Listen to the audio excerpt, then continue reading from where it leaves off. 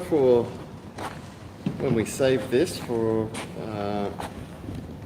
when this goes into our save videos. Today we are at Tactical Edges Field, GSA. So here we're just here today in their field. Today is Free Build Friday, so what we're doing is we are making... Well, it was meant to be Free Build Friday. It was, yes. Not like Free Build Monday. So today is Free Build Friday. On Monday. On Monday.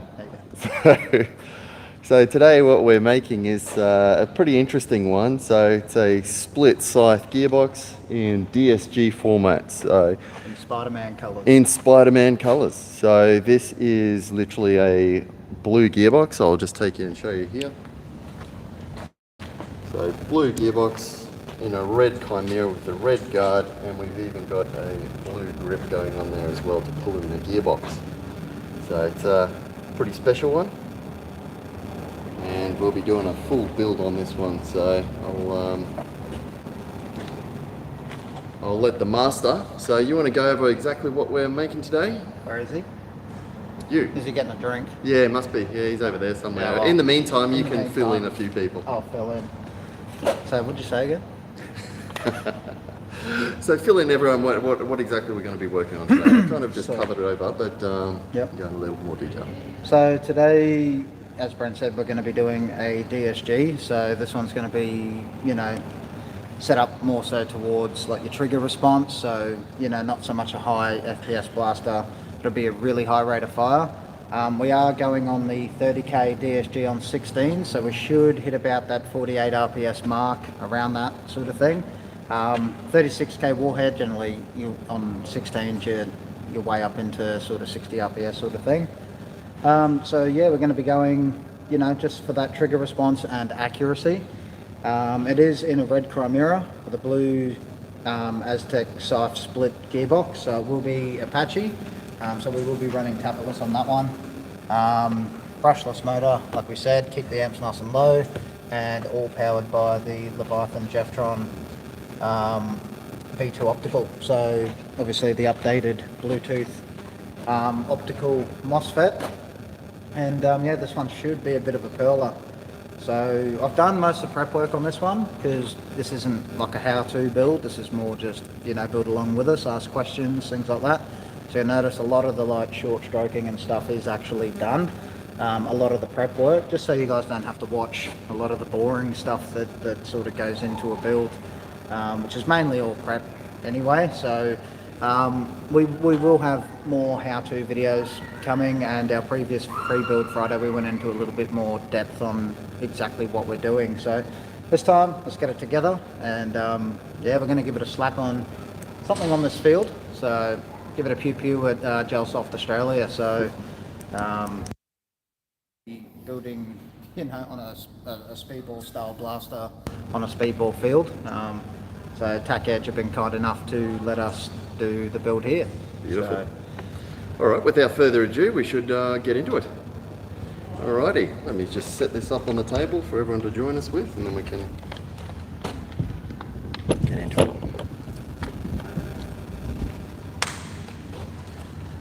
Alright. How's that looking? Won't let us go out. That's all right. Yeah. Alright, now let's get we get up on here. We'll start and interact with people this time, a little bit better. While you're doing that. So this is the red Chimera that we're going to be doing the DSG in today. And we've done most of the prep work so that you guys can actually see it shooting gels at the end, rather than just listening to it cycle. We'd rather sort of slap a few gels through it. We are running some Gelsoft Ultras, so yeah, got some extra hard gels. Yeah, for sure, go see Tac Edge for some of those hardened jelly balls. So pretty with the CNC markings and stuff. Very, very nice.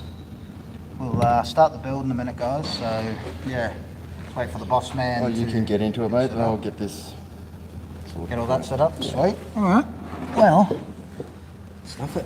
Let's go for it. Let's go for broke. So, obviously, first thing we're going to start with again is, you know, obviously we've done all the prep works. I've already Loctited all the bushings in and, you know, done all the really boring stuff.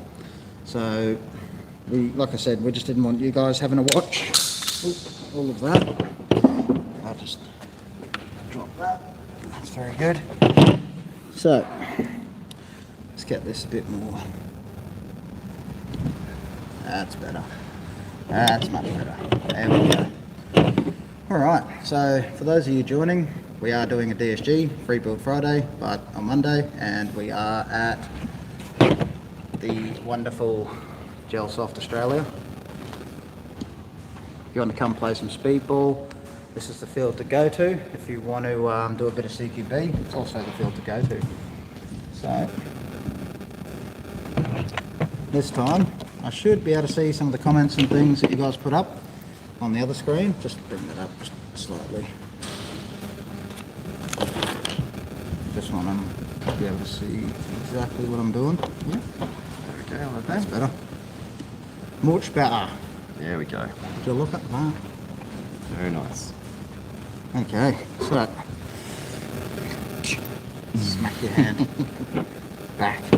Alright, so like I said earlier, with this DSG we're not going to go into how to build it so much. It's more of a, you know, building with you guys, answering some questions, and then we want to show this one at the end, so not just cycling the gearbox, we want to actually show you guys shooting some gels. And all the prep work is done, so it should take about an hour and a half or so to build this.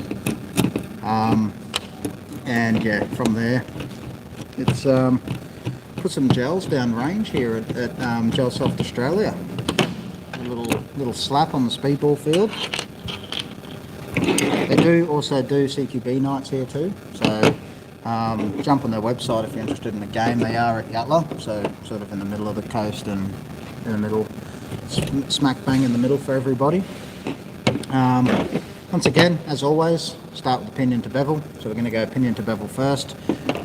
Someone has taken the liberty of assembling this motor for us, so it's already been red Loctited on, scuffed up the surfaces, yada yada yada. So that's all done, so you don't have to sit here and, you know, watch me do it. The next thing is going to be getting our bevel. So as you can see here, for this DSG we are going to be going 16 to 1s on the 30k CNC warhead.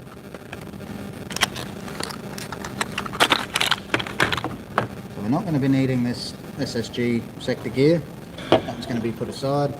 And like I said, this one's already been red Loctited. Grub screws have already been pulled out and red Loctited back in, which is crucial. It's just going to make things a little bit quicker for you guys, rather than sitting there for, you know, 3 hours just to watch it cycle. This time it should be about an hour and a half, and you'll get to, yeah, watch it slap. Said, throw it off the Apache.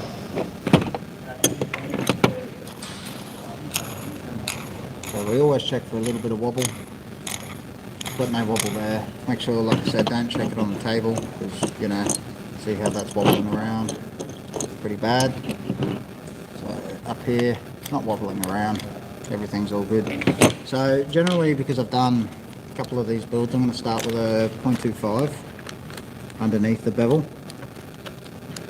And like I've always said, you know, if there's certain ways you like to do things, do it that way. But always shim pinion to bevel first. So we're going to go a 0.25. 0.25. Getting some weird static on audio. Isn't super loud, but it's constant. Okay, so getting some static on the audio. What's going on there? Come on, audio man. Little slap on the speedball there. Alright. Maybe it was just a little bit of, maybe when we were playing, like walking around with it before. Let's just unplug it, plug it direct in. Cut the video.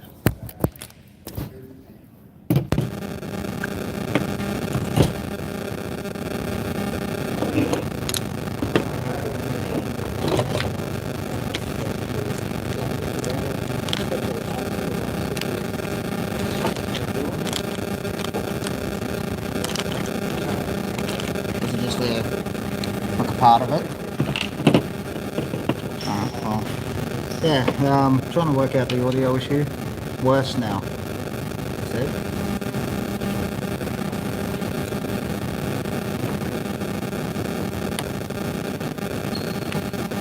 Yeah, there you go. So it's when you're fiddling with it, I think.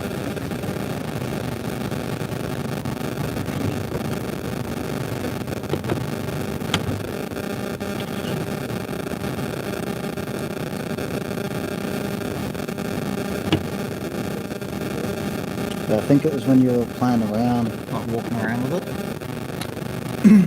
So as you can see, we are going pinion to bevel. As I said in the last Free Build Friday, the springs that can come with the warheads, as I demonstrated in the last build, can be a little bit too thick under compression, so they can stop the motor going deep enough to meet the pinion. So I generally like to use the one from the Apaches, the 0.9 that's supplied, because the 0.8 is what's in the Apache, but the 0.9 makes for a very good motor spring. It sits straight on there, not too thick under full compression. So we're going to put it in like that.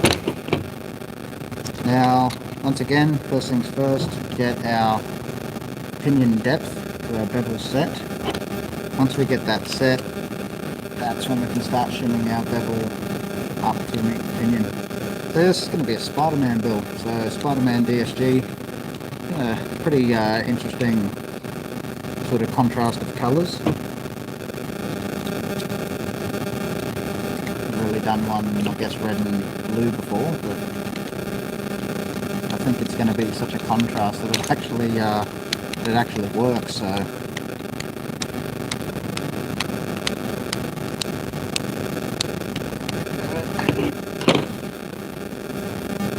now we're just checking the depth of the pinion once again, so I can see that's almost right on the money, but unfortunately I haven't loctited this.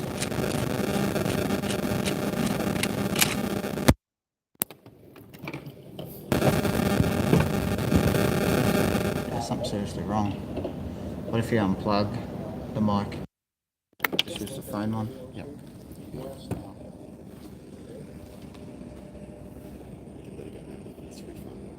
Should be fine now. So we've just unplugged the mic.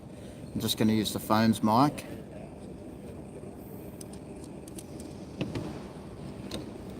Little bit of blue Loctite. Yeah, Kirk said that's good. People saying it's good now, so sweet. What's going on, everyone? How's your Mondays? How's your weekends? Hope you've had a good weekend. So I'm just blue Loctiting the base plate to the point where I get my pinion depth sitting good.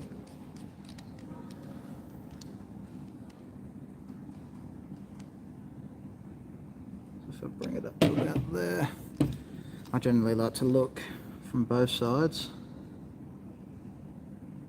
It's a little bit too high, so I just want to back it off.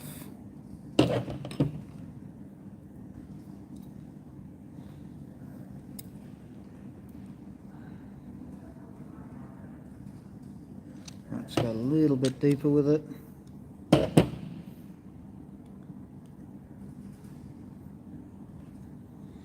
Like I said, we test for the play on the pinion to bevel. But as I said in the last one, that little click and movement doesn't necessarily mean you know, that the play is correct, because that'll be fouling on the bushing. So I like to put the other side of the gearbox on when I test this, but basically push up on the bevel. So you can see I can still bring that up quite a lot. So before we do that, because my hand can be holding this bevel on a funny angle, so we really don't know exactly where it's going to sit until we put the other half of the gearbox on. Great weekend, hope you all enjoyed yours. Yeah, it was Martin's birthday on the weekend, so I asked the boss man to have Saturday off, and he regretfully let me do so. But no, I had a great weekend. Martin's birthday, it was his 20th, so I know he looks 40, but you know, it was actually his 20th, so you know, we had a nice barbecue at the park, and no, it was really good. At the end of the night, they had a game at Nuketown, but that was, you know, Martin wanted to have a run. And mark I'm looking at, oh yeah, the previous ones. So, what we're going to do is basically leave that 0.25 on there, and I want to put the other half of the gearbox on, no shims, just the 0.25 on the underside. We want to screw this gearbox back down. So we're looking for the pinion to bevel mesh, so we may have to shim the pinion up or shim it down to meet the pinion. We've got the depth now, so we know the depth of the pinion to the bevel is good. Just need to make sure that it's shimmed up properly before we shim the other side of our bevel. You see there's a lot of play there, because there's only a 0.25 on that bevel at the moment. So if I take Aztec grip again, put it back on.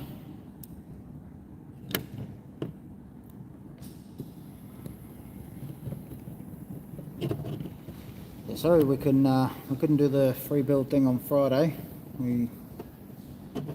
The useless tech was crook, so we had to postpone to today. But Tack Edge have been wonderful enough to let us build on their field, which is definitely something different. Building a speedball style blaster on a speedball field. Like I said earlier, the field is Gelsoft Australia, for those that don't happen to not know.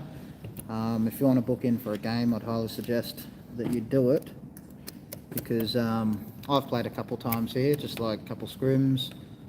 They also do like a CQB here, so CQB here is a lot of fun.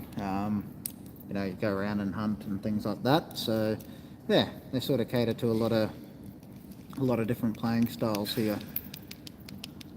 A lot of the people I know play here regularly too, so yes, I need to get out and play a bit more. So as you can, like last video, you can hear that little jiggle. So because I was probably holding the bevel on a funny angle with my finger, I've put the other side on, and we're going to test for play up to the pinion.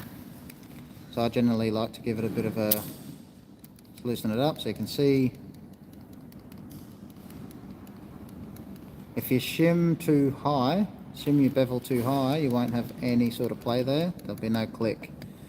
If you don't shim it high enough, that gap will be too much. As you can see, it's a little bit too much. So as you can see, it's a little bit too much. So that was a 0.25, so we're just going to put a 0.3.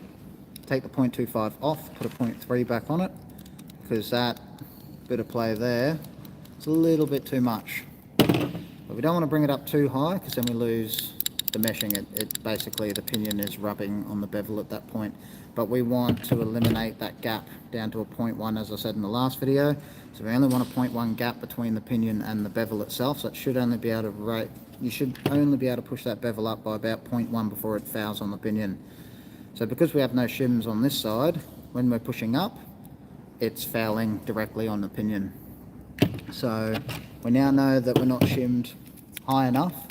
And make sure you do actually do your motor depth. So with your base plate, make sure the depth is correct before you do this, because if you don't, you can have your depth of your motor too high and it can give you sort of false readings for your pinion to bevel mesh.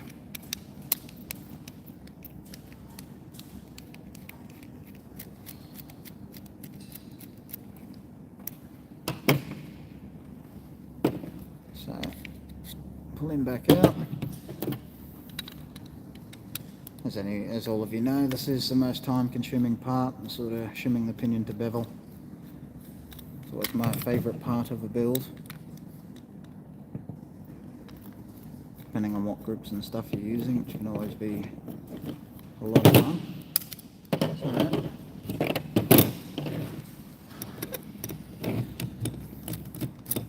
So yes, also too, if you do happen to do a couple builds, you see that they're about a 0.3 or a 0.25. Always shim it from start to finish. Don't assume and just blanket shim things, because everything's always going to be a little bit different. Some are going to be 0.35, some are 0.3, some are 0.25. You switch to different gears, different bushings, and it'll be different again. It could be 0.5. So it just sort of ranges. As you can see, that's a 0.25 there. We're going to take that off and we're going to run with a 0.3. That one there. So 0.3. You can see there's still nothing on the other side. Let's just, that 0.3 just come off. So still got the 0.3 there.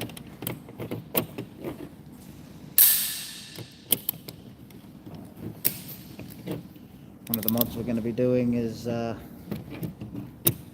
foul.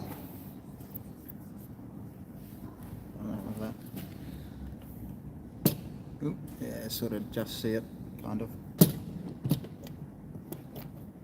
There. Yeah, it's going to be a fun one. Mm-hmm.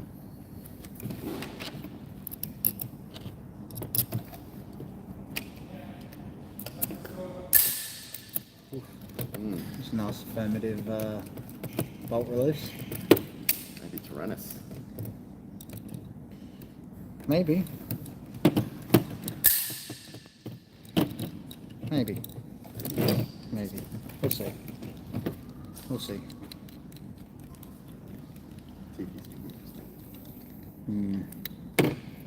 So, that's our gearbox back together. Make sure you always do your screws nice and tight. Don't hand clamp and shim your gearbox. Always screw nice and tight. That way you get the same result every single time. Screw our grip back on.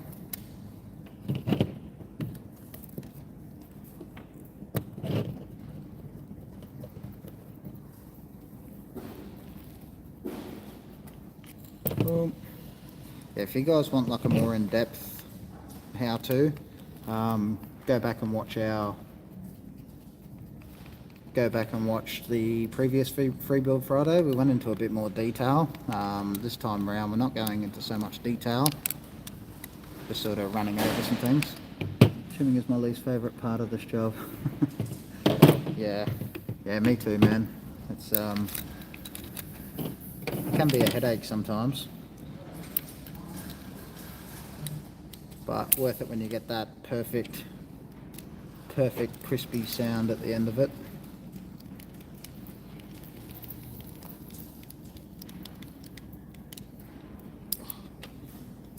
So screw the grip back down.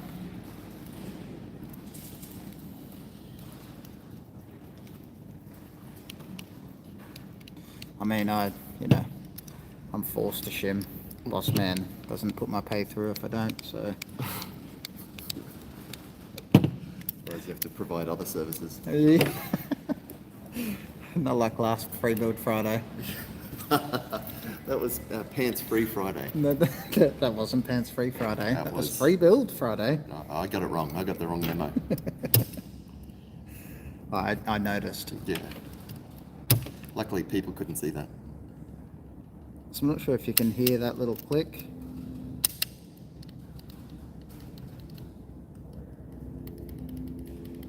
A little click there.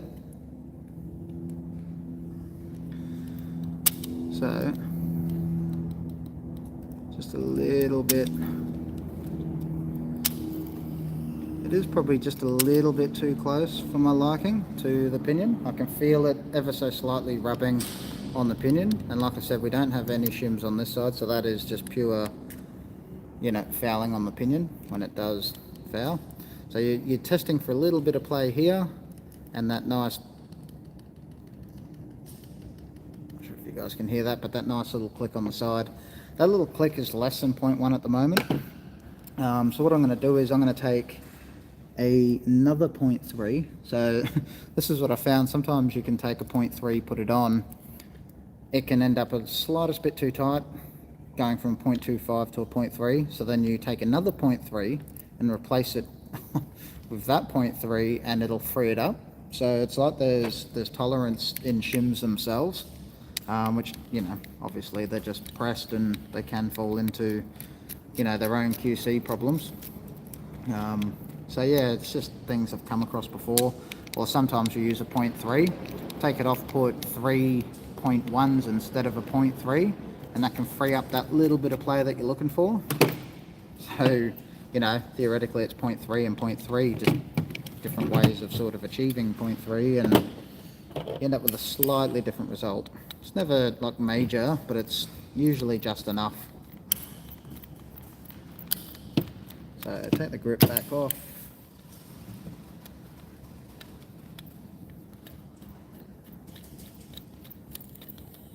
This one here, we're going to be using an M150 spring on this gel blaster. Should give us that 300 FPS. You know, we're not fortunate enough for our airsoft counterparts that using an M150 achieves, you know, mid 350s on 0.2s and stuff like that. So yes, way more resistance for us, but it is what it is. Scratches that itch.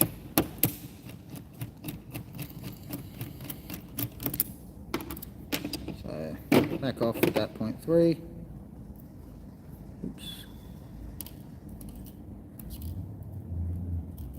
So grab them too.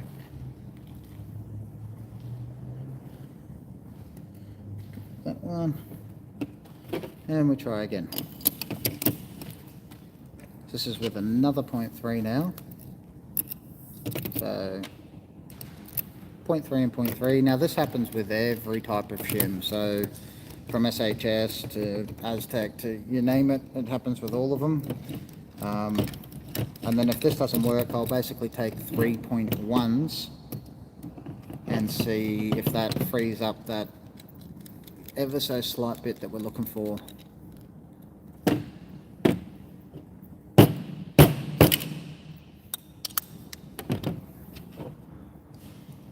You doing? Good.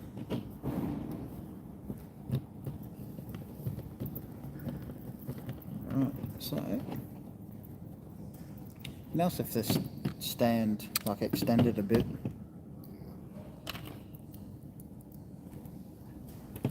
Maybe Aztec could make one. I can't put it on a normal tripod. Ah, yeah.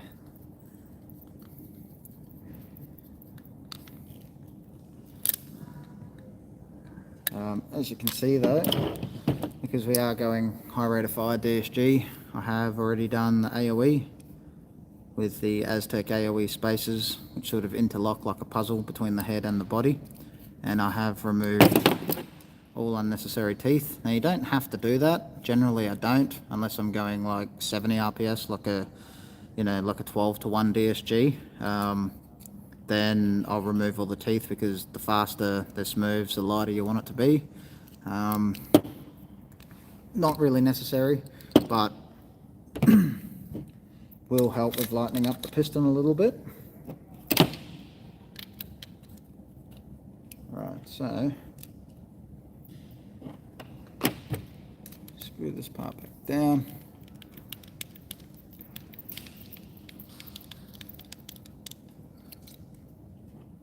Take out the screw. like I said, we've done our pinion depth, and now we're shimming our bevel up to the pinion, to that 0.1 tolerance.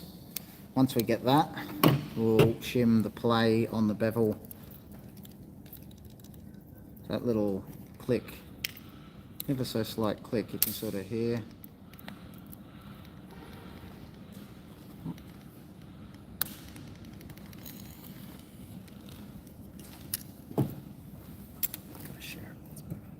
Right, so we've got a 0.1, I'm not sure if you guys can see that, but we've got a 0.1 pushing up on this side until the bevel fouls.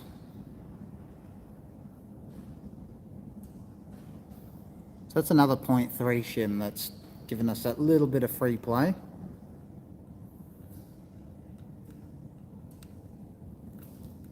Bit hard to sort of...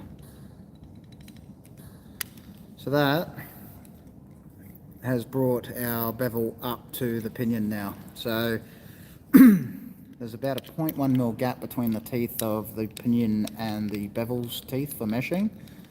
So now what we're going to do is we're going to eliminate that play down to a 0.1 play on the bevel. So we're going to shim the other side of the bevel gear now.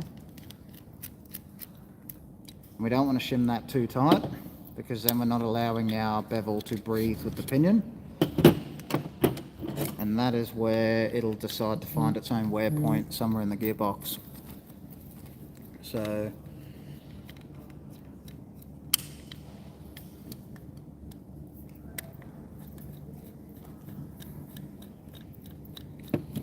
put it back off.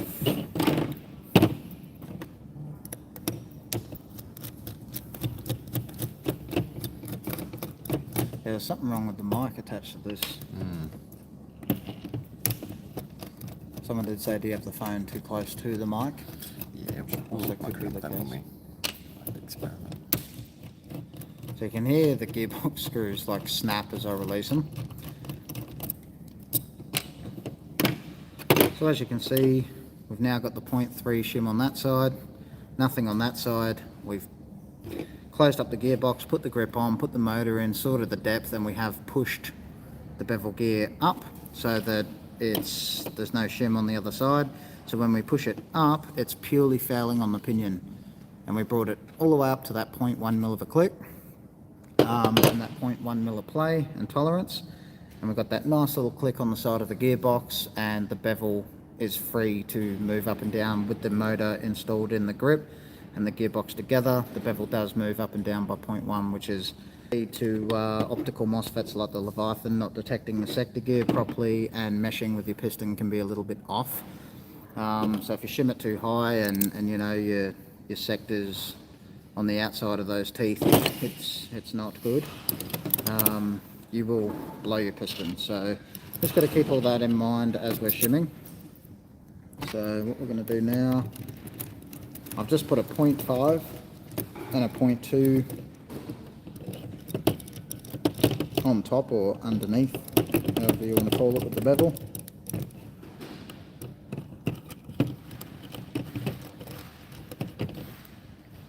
Nice and tight. Okay, so you can see we can turn it, but it's too tight. So I'll take that 0.2, 0.25, can't remember which one I put on with the 0.5 just now. And we're going to drop that down by 0.15. because that's tight and barely spinning. If it's spinning but it's tight, you just want to drop it by 0.1, but that's a little bit too much. So yeah, it's a 0.25. So we're going to take a 0.1 and put it on that 0.5 right there.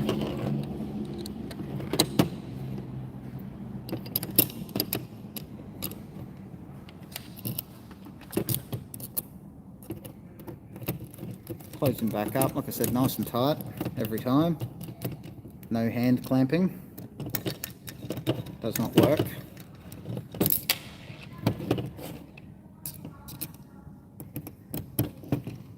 Probably don't have to put this front screw in, but you know, it's just one of those skin a cat things again.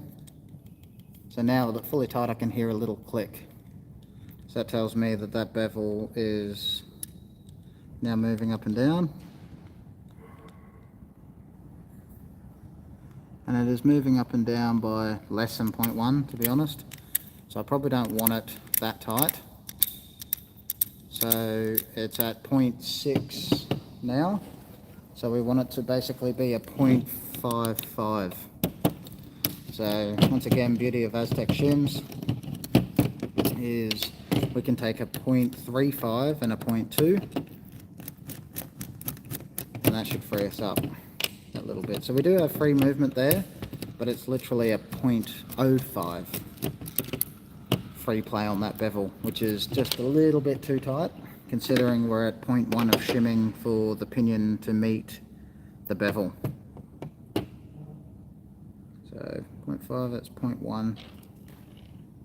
0.1 and 0.5. We are going to take a 0.25 and a 0.3. So 0.3, 0.25.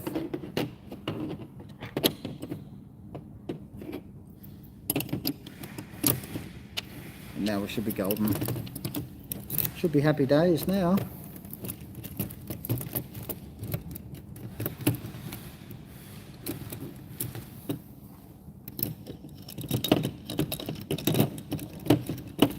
And it's awkward working on different desks and shit all the time without my tech mat and stuff. Probably should have brought the tech mat. Makes all this stuff so much easier. So still have that little bit of a wobble. Bevel gear's moving nicely. And we now have 0.1 of play there. So now we just want to confirm that when we put our motor in, we still have that click that we were chasing before, 0.1 mil click.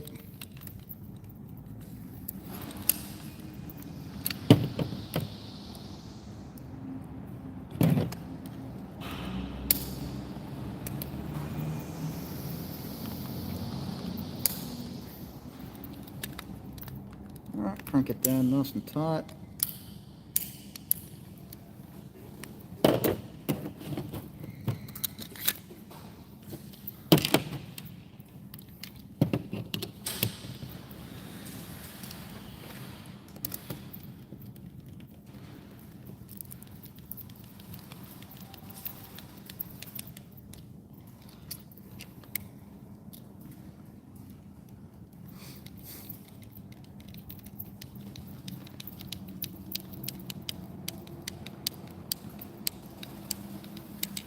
We should do like little Easter eggs in these videos.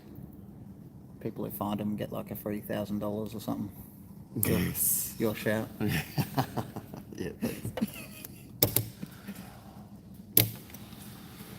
Okay, so sometimes it takes that little bit of a free play to loosen them up. We still have our play on our bevel. We've got that slight little bit of play there.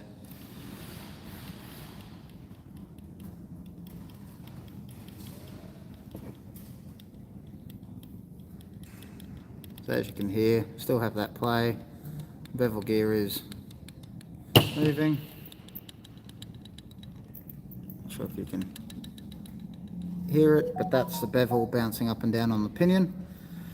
And that is pinion to bevel, fully shimmed. So right back at the start, we went 0.25, it's too loose, 0.3 went too tight, so we took that 0.3 off. Put a different 0.3 on, it freed it up just enough that we still had that 0.1 click, that was with no shims on this side. We then opened it back up and we've eliminated the play on this side with 0.55 and put the motor back in, and we've still retained our 0.1 mil click and free play on the pinion to bevel. So now that bevel isn't rubbing on the pinion, pinion's not rubbing on the bevel, angle of engagement's good, pinion to motor depth is good. We did that right at the start with some blue Loctite to make sure it's locked into place. It's the first thing we did. And that is our pinion to bevel. So that should give us nice low amps, should give us a nice clean sounding blaster. And we're going to move on to the Spur and the sector. So on to the easy part now. Someone's just asked a question there. Hey? You guys plan to release your receivers in a more Milsim style? Yes, we do get that question quite a lot. Yeah, it should be done. And we have made a more Milsim style upper and rear lower, so they will come in more Milsim style, so you're fully not skeletonized. Yes, it's still like a V2 style, but yeah, just not skeletonized, and you know, maybe some quad rails instead of the rounded rails. What do you guys think? Do you guys like the more rounded sort of hand guards, or would you like to see on a Milsim blaster like a more quad Picatinny style hand guard? Interesting to get everyone's thoughts on that, because it's definitely a question that we do get quite a lot, like, you know, so it's definitely something that needs to be done. Yeah, and these ones, this guard, any guard can fit the Chimera upper receiver. This one is just designed for being ultra lightweight, minimalist kind of approach. So you can put any guard you like on the front of one of these. Yeah, but what if they want a Milsim Aztec guard? Yeah, so we probably won't pick a Mills, because there's so many out there at the moment. But one of the things we are doing is making a normal upper receiver and lower. So what I'm rear. hearing is if all these people, lovely people in the chat, twist your arm, you can definitely make that happen. Yes, Okay, definitely. cool. Well, you've heard him. Flood his inbox with emails, and thy will be done. All right, so now the easy part. We just have to maintain 90% mesh with the spur and the bevel. Same thing with our spur to our sector. Maintain that 90% mesh, and once we shim to a 0.1 mil of play on each of these gears, we just don't want them moving up and rubbing on each other.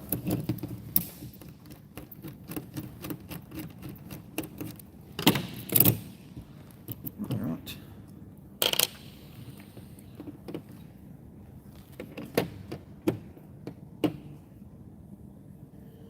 That is that one. Let's sit that there.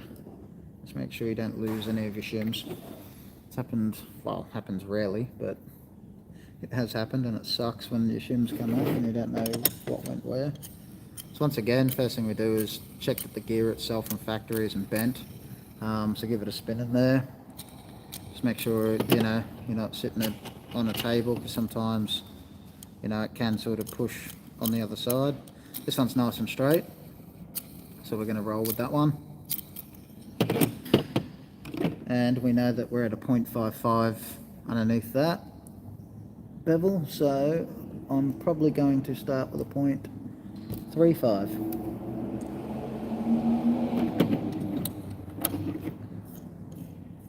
So 0.35, there you go.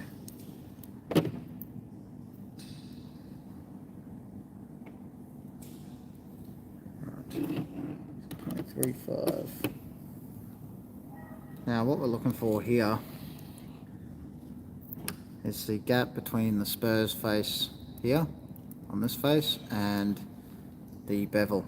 So you can see right now there's about a 0.3 mil gap between the face on this spur and on that bevel. So I am going to bring that spur up a little bit. So that's a 0.35. So I'm probably going to go 0.35 and maybe a 0.2. So let's see where a 0.2 sits us at. 0.2.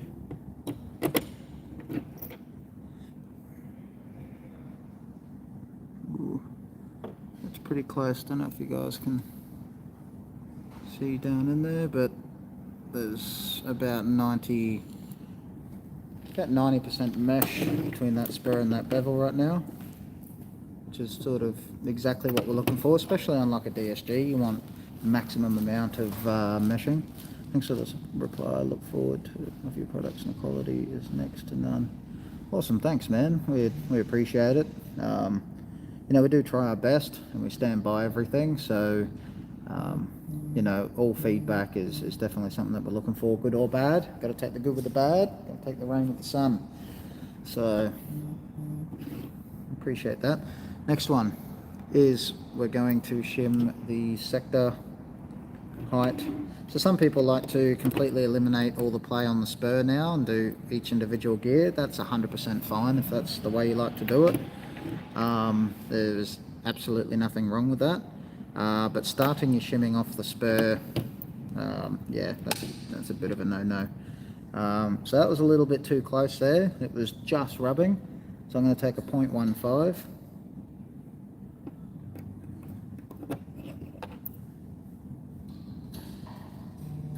And we have maximum mesh there now. So what we do want to be careful of is that when we allow 0.1 shimming on top of this spur, that 0.1 gap, there isn't a 0.1 gap between the sector and spur, because if it's a 0.08 gap between the sector and spur and you allow 0.1 mil of movement up and down, obviously the face will rub, the face of the spur will rub on the face of the sector, and it'll cause a nasty sound, and we don't want that. So now we're going to close it up.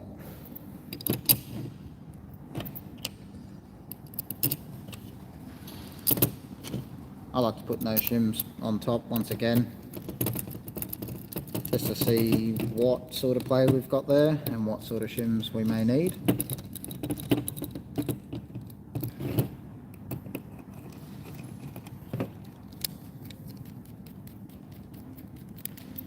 Screw it back down nice and tight.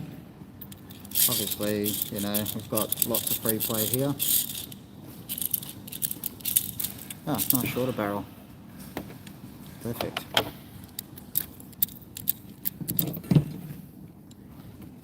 Alright, so this is one of the beauty things I love about,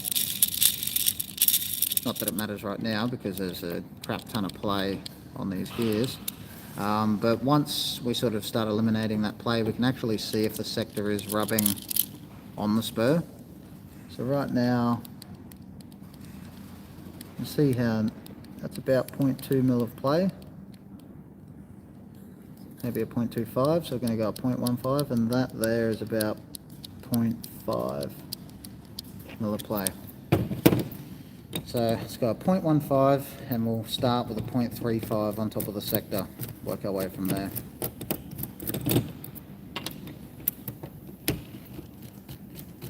Yeah, I'm getting a lot of comments here, Pap, saying that, you know, Shaka like deserves a pay rise, and yeah, it's, I mean, they haven't loaded up yet, but I did see them before. The people have spoken.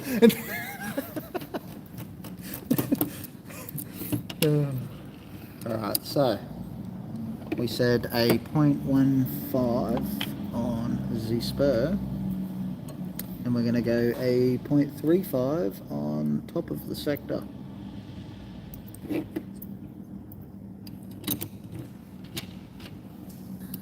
over how fucking beautiful they are too. You need to calm down. No. You're getting a boner. Alright, maybe a little one. Is there something wrong with that? Your face is going pale. Your blood is being rediverted. One look at that anti-reverse latch and... Look, I'll admit, early Gen 1s had their issues. These ones, however, to the point where you knew I didn't even like them at the start. Yep. But now, I can't fault these, unless you're putting them in a retro or something, but, you know. If you're putting them in a scythe, you just can't beat them. They just don't break. This new material you've got them made out of, they don't chip away, they don't fold in half, the spring doesn't snap. What is it, a 440? 440C. 440C hardened stainless. So very, very hard. Yeah, much better now.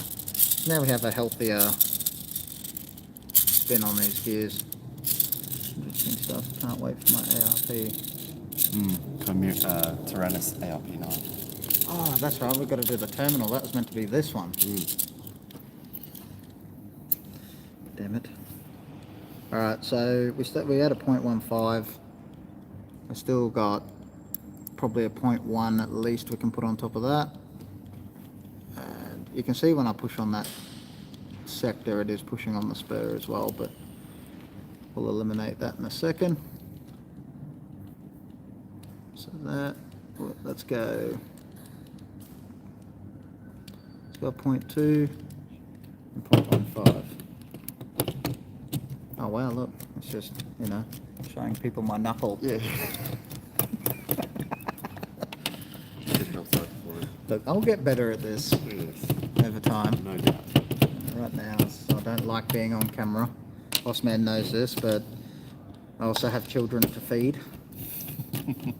I have no choice. Look at him laughing, he's a sadist. I work for a sadist. You're like, yeah, sadist. Sociopath. Yeah, what you think, because you own a company, a successful company, that, you know, you can just force people to do things they don't want to do? Yeah. Oh, okay. Yeah, well, fair enough. That's fair. Alright, so let's eliminate the play on the spur and on the sector.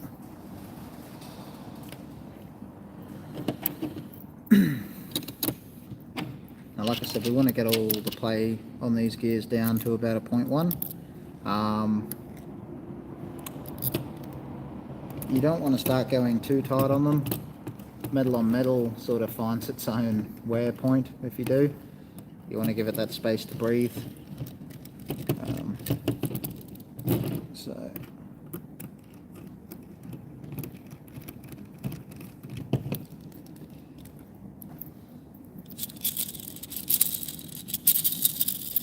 still have some.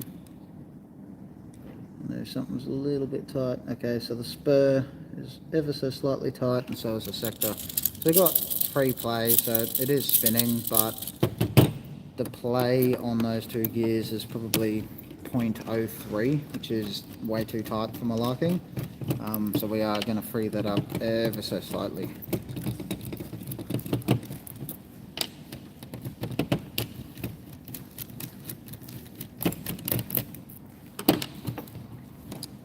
Alright. 0.15, so that was, as you've seen, it was a little bit tight, so I'm going to drop that down to a 0.1. And then that was a 0.2, so let's go 0.15 on that one. That should sit us right where we need to be. And then we can move on to Leviathan. Like I said, don't shim your sectors too high, especially with optical MOSFETs. They do need the gear cam to detect. Depending on what you're running, if it's a Perrin or if it's a Titan, it'll detect the teeth of the sector gear. I believe it's Asda's and optical Levi's run off the gear cam itself. Yeah, it's much better. Right, so what we want is to push, let me see if I can push down that sector. So you can see that sector has,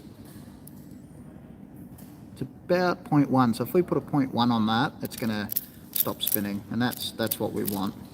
Some people go that extra length and put a 0.1 on it now to stop that spin, just to confirm it, but I may have built one or two. So you can see when I push the sector back, so that's the sector at its lowest point because I'm pushing on that, and then I push up on the spur here, I want to still be able to see a gap between the spur and the sector.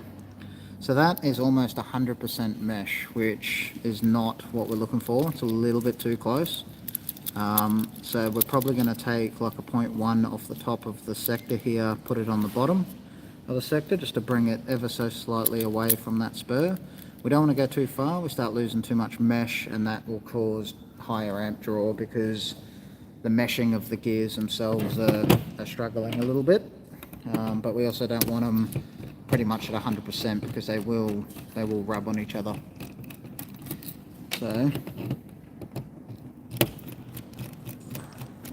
going to take a 0.1 off the top and put it on the bottom of the sector. So we have our numbers now. We've got the play that we're searching for on each gear. Oops.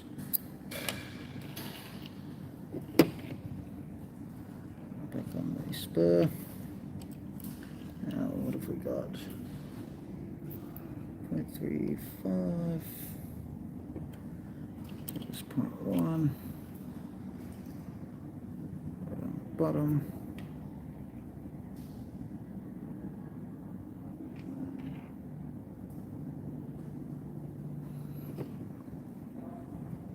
So we already know we have our play. We just needed to bring that sector up away from that 100% mesh, you know, which is basically the gears rubbing on each other. And we've maintained our mesh now. So if we pin that, you can actually see, if I push down on both of these gears, you can see the mesh between them, and then if I push up on that and push down on that, they're still just not rubbing. So it's about 95% mesh when I push down on that one and push up on that one, which is exactly what we want. So as the gearbox is cycling and everything sort of breathing and moving a little bit, you don't want them to breathe up into each other. Kirk Shaka Taylor deserves a pay rise. Thanks, bro. I appreciate it, man. I won't hold my breath for that one, but you know, you never know. I mean, it is Christmas in, you know, 11 months. Anything's possible, I suppose. All right. So now that we've got the gearbox shimmed to where we want it, I do like to take a little bit of grease.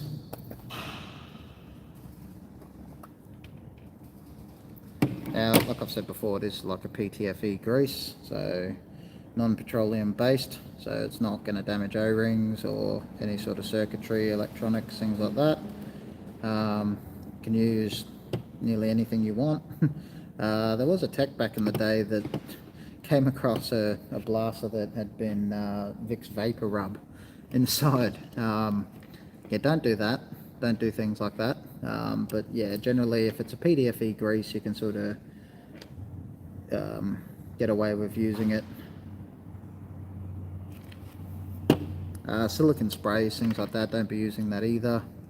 It's way too thin, so I just like to put a little bit of grease on each of the shaft points just to keep the shims in place while I build the rest of the gearbox. Which works really well because, you know, gears have been knocked off the table before while I'm doing this and, you know, building a blaster, and they've remained on because of the grease.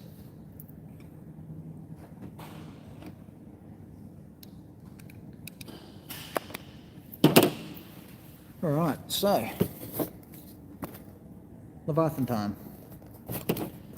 So a lot of people probably know I wasn't a huge fan of the OG Levi's, to be honest. The micro switch ones, the micro switches were sort of prone to failing after, you know, 60 to 80k shots. It was just a little bit annoying. Whereas now, we are going to have to improvise here, because in that Leviathan box there was no foam pad, which is meant to go on the upper. So what I might do is take it from like a motor housing or something where they pack it with foam. We can cut that down and put it on the upper side to keep the board from separating when people pull the trigger. So sometimes Leviathans will cut in and out, and it'll, you know, act like it's being turned off and on and off and on, and generally it's because when they have the trigger in and they've got that one piece of foam on their Levi, they're pulling on the trigger and it's pushing on this button here, which is then causing it to push up and separate the board. So where is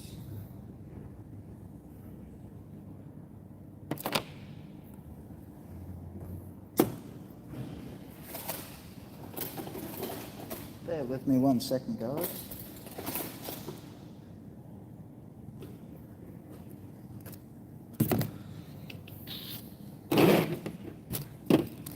Let's get our trigger glued.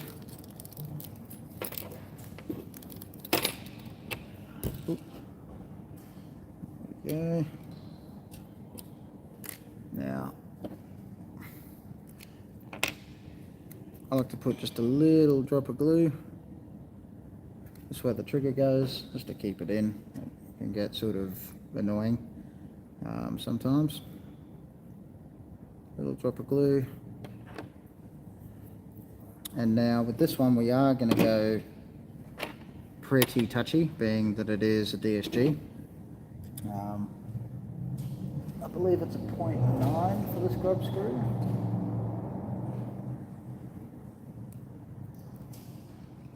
.9. Take a little bit of blue Loctite. I wouldn't use red just because, you know, if you ever want to adjust your trigger, it's now living in that position.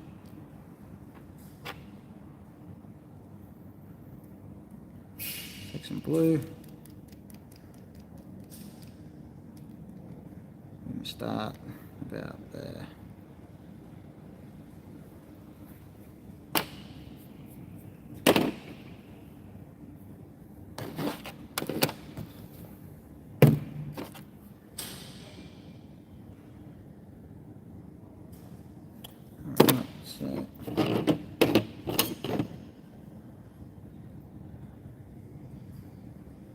Do need to find some sort of foam padding.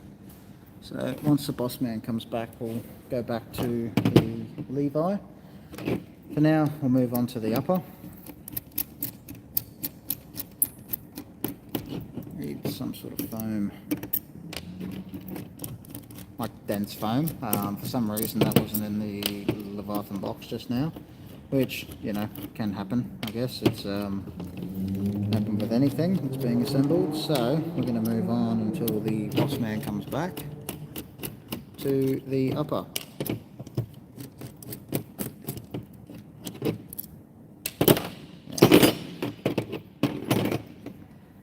And what we have here is essentially the piston, which I've gone ahead and short stroked.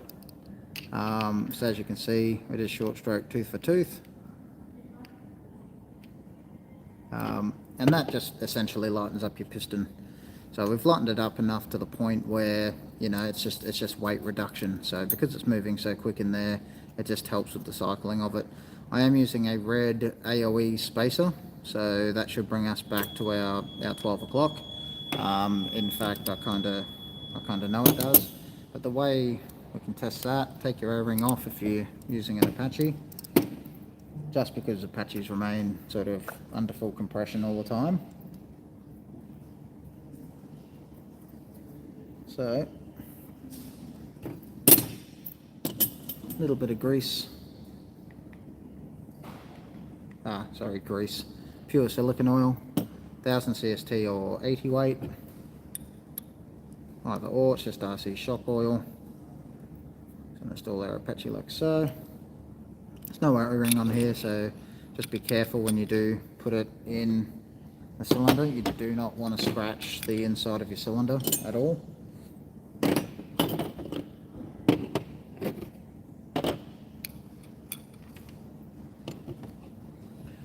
Now that's where it's going to rest fully forward. I'm going to take the lower here.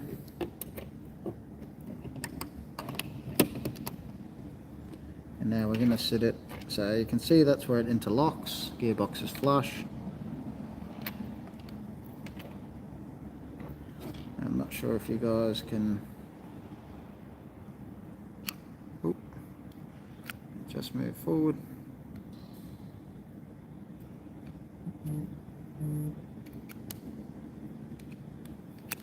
This is hard to show sort of on camera, but that moved all the way forward, so you can see that that's all the way forward, and that it's hard to show you without getting my finger in the way. You can see that those two faces meet up like a puzzle, so they meet up nice and flush, which is exactly what we're looking for. Are we still live?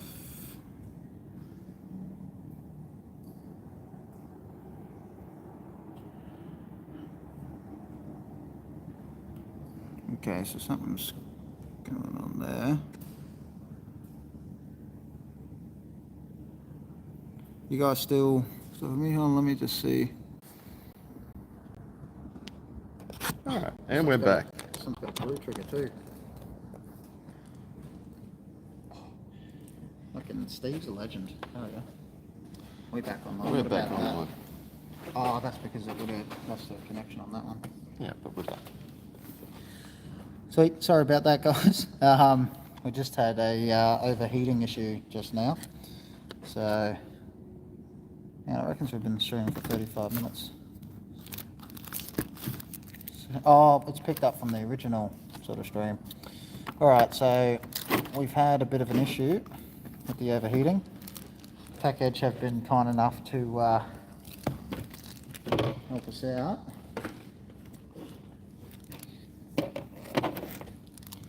Now, thanks bro, blue trigger instead. So let's rock a blue trigger on this one. Alright, so like I was showing as the stream sort of ended, the AOE, and how the two surfaces meet up nicely. There's no sort of, you know, gaps and stuff like that. The two faces meet up nice and flush, which is exactly what we're looking for. So now, let's install this Leviathan. So I've already taken the liberty, as you can sort of tell, doing the rubber on the Apache. We can now put our O-ring back on. So AOE's already been done. I've done this before the live stream today, just so you guys didn't have to watch, you know, me red Loctiting things and cutting teeth down and stuff like that. Just makes it a bit quicker and a bit easier for you guys. We are, however, going to reopen this Apache and then red Loctite it back together. So all Apaches come with little Apache key, and they will open up like so. So you can see how that comes apart nice and easy. So over time with vibration, that can sort of loosen itself, which is why we Loctite them. So once again, always check that your O-ring is seated on the inside and that your O-ring is on the outside. Very rare, but you know, can be missing an O-ring potentially. If you are missing one, just hit us up. We'll happily get one out to you, but it should be there 99 out of 100 times. 99.9 exactly. 999 out of 1,000. Well, we have sold many thousands of Apaches. And how many O-rings have been missing? A couple. 2, maybe. Yeah. Yeah, so it's pretty rare. What glue do you use on the nozzle to stop them from coming off? Interesting question. So I have a very specific, well, rubber nozzle that I like to use on Apaches. You can use the V2 ones that come with them. We supply them with them because they're a softer durometer, so less prone to popping, you know, gels and things like that. Oops. Before red Loctiting that back down. So I'm red Loctiting this, not that it won't ever come off in the future. The vibration over time causes it to break its bond. So I will be able to get that off by the time this thing needs a service. Little bit of silicone oil around the inside face. But yes, I'll get back to what I do with the nozzles in just a moment. Let me get this down. So yes, very specifically with the Apache rubbers. So I've been through hell and back with Apache rubbers, to be honest. Tuning them for people on the bench. Literally tuning hundreds of them. I personally prefer, so some people prefer certain rubbers, things like that. I prefer the V3 AK rubbers. They're the same as the V2 variant, except they are a lot harder. So what you are limited to are purely the best gels. So iHobbies, Ultra Elites, the Gel Soft Ultras, you know, pretty much anything that's really hard. And you can soften up the inside. So this is a very, very hard rubber. I think they're a 90 or 100 durometer. 90. So they're a 90 durometer, whereas the one supplied with the Apache will be a 60, which is ideal for most setups. So, you know, when you're running, say, an M110, maybe an M120, M100s, things like that, you're not going to be popping gels. but those rubbers are more prone to splitting than these rubbers, and they are more prone to coming off. So what I do is, these rubbers here are about yay long. They're about 12, 15 millimeters long. You trim them down to the size that you want. You trim them down to the size that you would like, and then I scuff up the inside face with a Dremel. So I use like a little radiusing bit to not remove material, but just scuff up the inside face of this rubber. And then on the Apache itself, I scuff up the face of the Apache, and then I use a black 480 Loctite. So you can get this stuff from like a Repco, things like that. Just be aware, don't leave lids off your glues and stuff like that, because it does compromise its ability to adhere. And then once you've got it, shake it up, make sure it's really nicely shaken, and then be generous with your glue. So like I showed in the last video where I'm scuffing up the two surfaces and gluing on the Apache rubber, and I'm using this glue and stuff like that, I made note that when I'm adding the glue to the face of the Apache, not to allow glue to drip down into the Apache itself. Otherwise you're just going to run into problems of gluing your nozzle into place. Let that sit. It does take a little bit longer to cure this stuff, but these AK V3 Aztec rubbers are super tight. So even without glue, if you put this rubber on the Apache, it's actually quite hard to get it off, even with no glue. So when you scuff up both faces of both surfaces, and then you use the 480 Loctite and you let it set, the only way I've been able to get them off, 50, 60 sort of K shots later, is by actually cutting the rubber off. And when I cut the rubber off, it leaves chunks of the rubber all over the Apache. I then have to sort of file it off and clean it up before I change the rubber.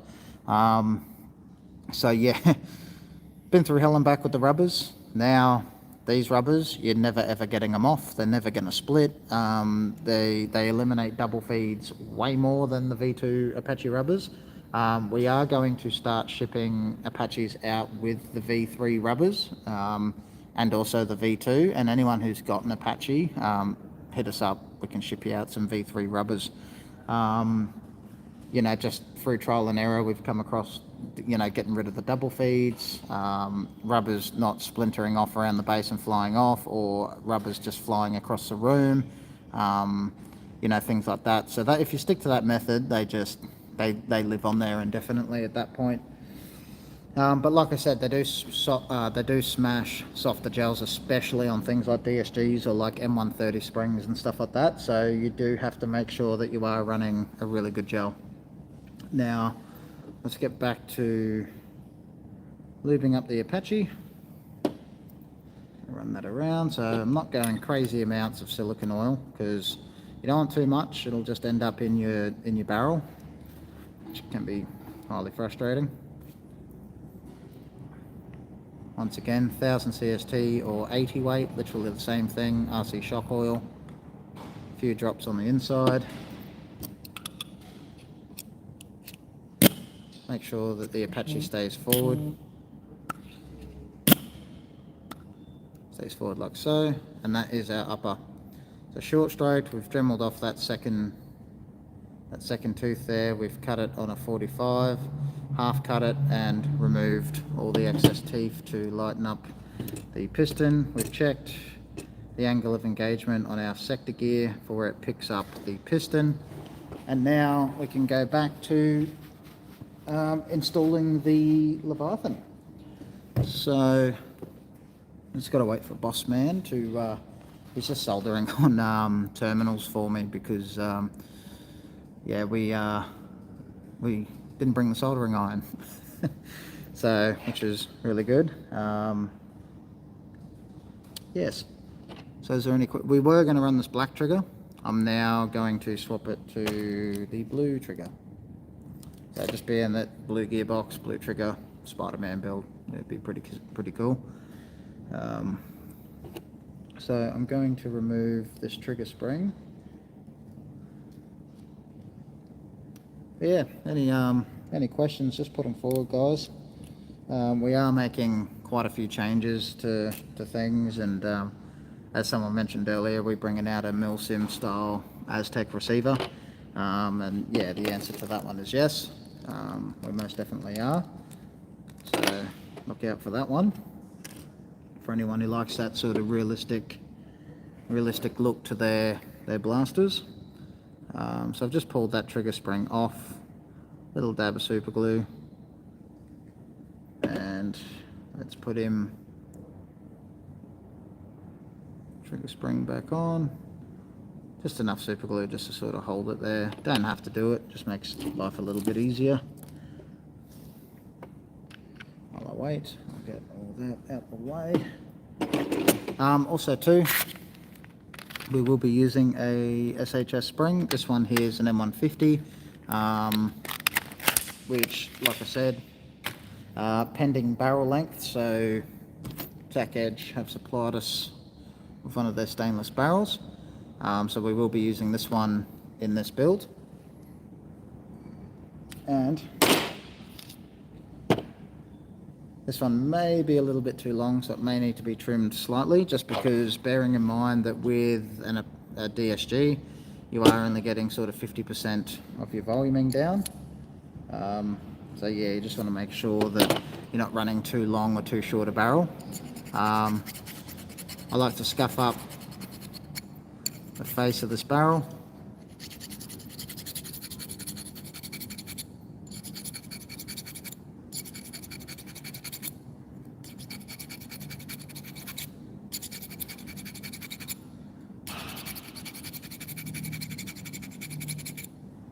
So scuffed up the face, put a super glue around the face, and just always check down the inside of your barrel before you install it. So always sort of have a look, hold it up in the light. This one here is like a mirror finish on the inside, so it is good to go. I generally like to roll the barrel across like a glass table as well, just to make sure that there is no bend or kink in it. Tack Edge have a good QC process here, so I know that they wouldn't be selling people bent barrels. And yeah, so that's our T-piece collar there. I like to use a little bit of super glue on here rather than Loctite. Just Loctite takes one, forever to set, and number two, it can be quite hard to adjust after after it's gone off and you have to change your rubber or you put a different length rubber on for whatever reason. So I'm going to go all the way in, and then I'm going to back it out to about there. I did go into more depth last build with how to tune the depth of the Apache,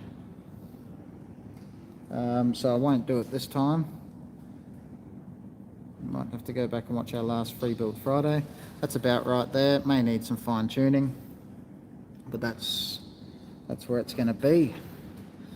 So now that we've done our upper, I like to add a little bit of silicone oil, not a lot, just to where the piston's going to be traveling. And now close him up.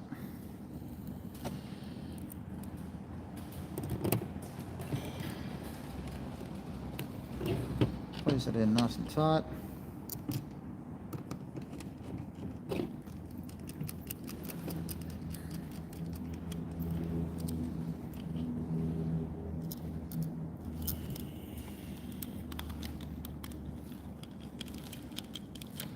It would be nice if we had the efficiency of airsoft brothers and sisters, where an M150 on a DSG would happily sit you around that 360, 370 mark.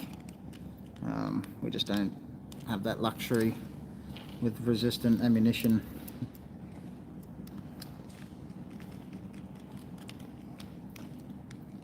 So upper on, take our M150. As I explained in the last video, the more coily end, so the side that has, the tighter coils on it is the side that goes at the back.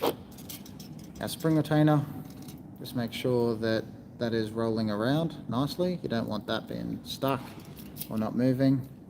And now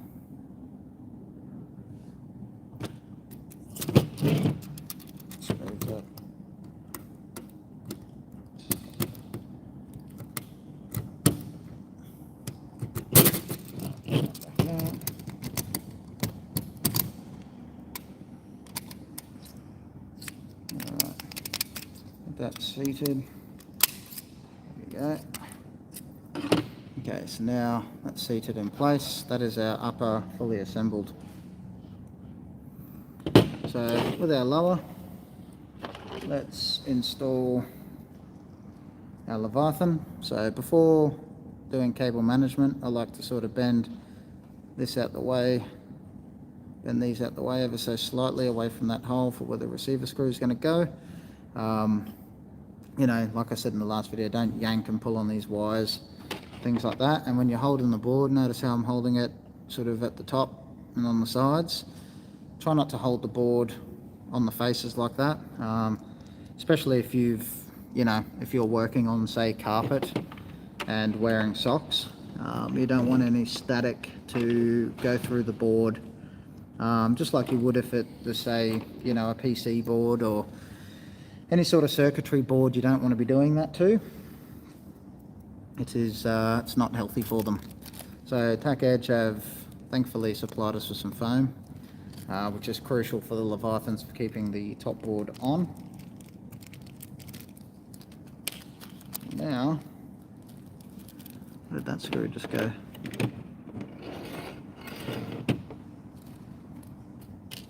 There it is. So now with this little screw to hold the levi down, you want to use a little bit of blue Loctite. You don't want that screw vibrating out at all,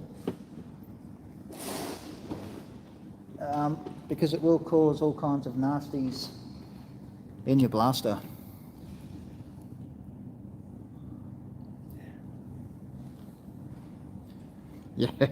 Yeah, man.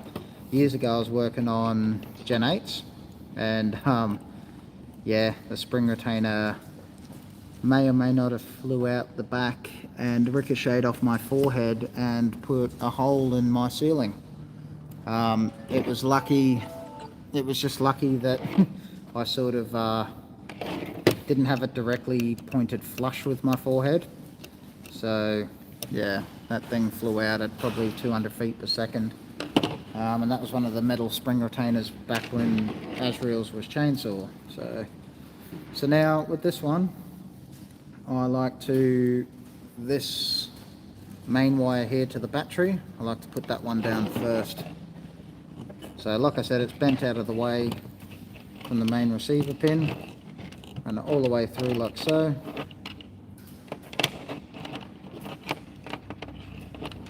Then take your positive, the blue wire, run it through to the back,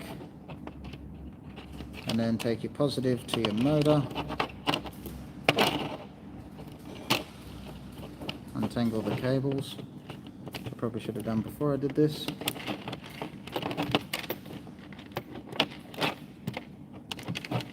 And then your negative to your motor, just tuck it down and around, and straight down like so. Now, some people like to use hot glue on this part. That's perfectly fine to use. I use a little drop of silicone oil. I use a little drop of silicone oil, sorry, a little drop of super glue. And then if you ever need to get it off, use some acetone. So a little drop of nail polish remover. Luckily I always have some. I'm doing my nails. And that super glue will just let go. What was that comment just then? I didn't catch it. So just hold it down until the super glue takes, and you can see I only just put the tiniest little drop there. I'm not coating it all in super glue. And like I said, if I need to get this out for whatever reason in the future, a little drop of acetone and that super glue just lets go. I just don't prefer using hot glue, just because I have used hot glue before, and these wires do heat up a little bit and they can let go, and sort of the last thing you want is your pinion completely chewing through your positive and negative there. It can be a bit of a bummer and a bit of a nightmare to fix. So yes, I just don't. So now let's get, okay, so that's, we're going to have to back this screw off ever so slightly. So let's take some blue Loctite.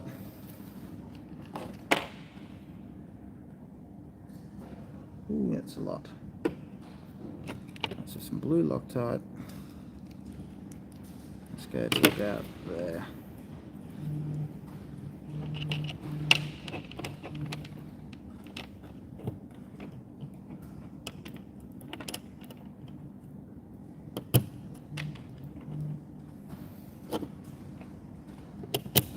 Now, I like to do this part like so, and then you can see the adjustment screw down there. So what I like to do is basically adjust my trigger to where I want it.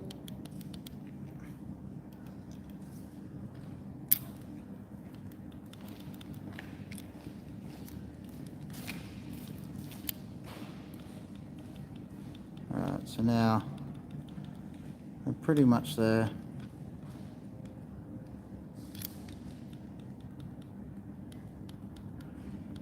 Alright, so that's pretty good, but I'm just going to back it off slightly.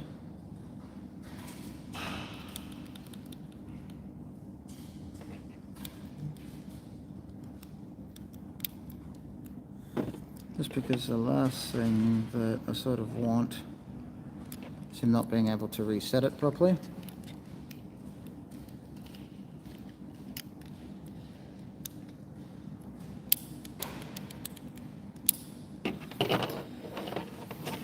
So that, you can see that milsim style trigger part is fouling on this. So what I'm going to do is I'm just going to bend it out of the way ever so slightly. Take that out. Now normally I would just Dremel just a little bit off the top here. Unfortunately I don't have that luxury at the moment, so I'm going to do what Jeff John recommend.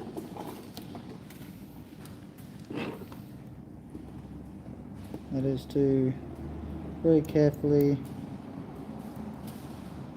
bend that up and away from the trigger.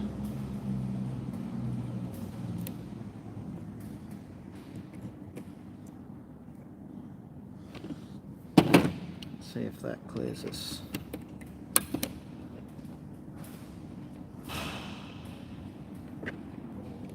So it's ever so slightly rubbing on that.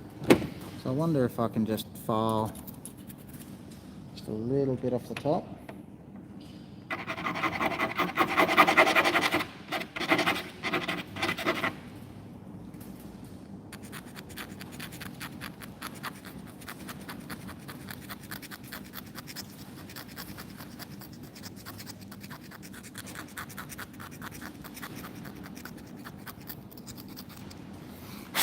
Alright, so we'll just file just a little bit off the top.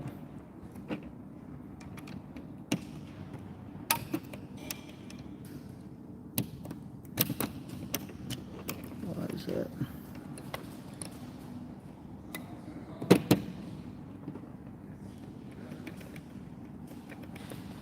Alright, so now let's put the upper back on.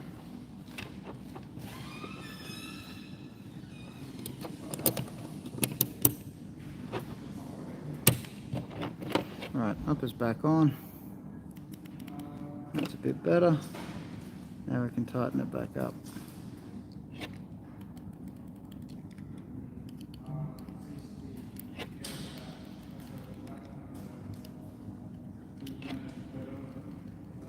Right. So now that's where we're going to sit it. So that'll be its final resting point there.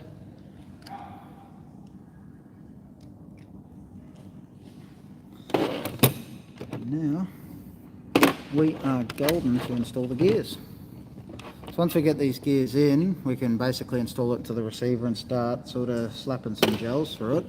Like I said, this barrel may or may not need to be trimmed slightly. If that's the case, we'll find out under the chrono.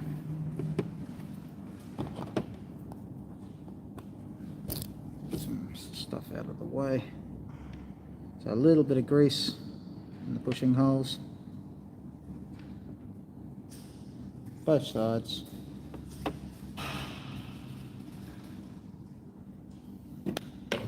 And I like to put the foam pads on now, just because if you don't, that board will separate at some point.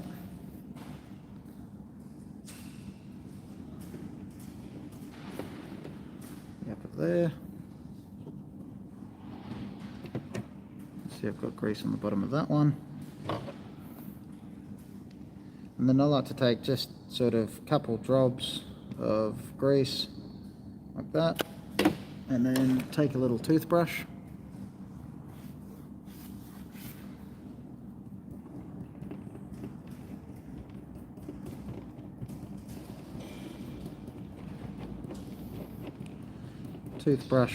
the grease between the teeth of the gears. And I only do this because I don't want to put too much grease on the gear, and then as you fire it up it sort of flicks off and goes in every nook and cranny. And there was a comment, I don't live chat. How do I see comments? Okay, have you ever had dramas with the reverse latch touching the levy wiring and rubbing through? Some gearboxes, yeah, man. I have actually had that before. And in that case, you can Dremel the latch ever so slightly, but the other thing I do is just sort of crimp just gently like that, and it moves it out of the way. It just flattens it a bit. You don't want to crush the wires when you do it. That's not what I'm sort of saying. Make sure you don't crush your wires, but you can persuade them into place. If not, if it's too much and you need to sort of crimp it too much, I wouldn't go for that. And just Dremel the backside of the latch itself slightly, either Dremel or file it depending on how much is needed. If that's, that's extremely rare to sort of come across. That's certain latches in certain gearboxes and things like that. One thing to remember with the optical levi is that it does detect off the cam, so make sure you don't get too much grease on your cam, because that will sort of, it'll be hard to get it to semi. So what it'll do is you'll have it in semi and it'll go into like a burst, and then when you program your optical detection, it'll basically have like the orange bar that's there will be full. So instead of seeing the two orange pieces at the sides and all grey in the middle, it'll be nearly completely orange, which means that it's not detecting the cycle of the gear. So yeah, just be careful with the grease on that. Same thing with the bevel. Put some grease in, and then take your toothbrush and and once again, you don't have to use a toothbrush or whatever. That's strictly, preference. Just what I like to do because it allows me to get the bare minimum on there without going sort of overboard on things.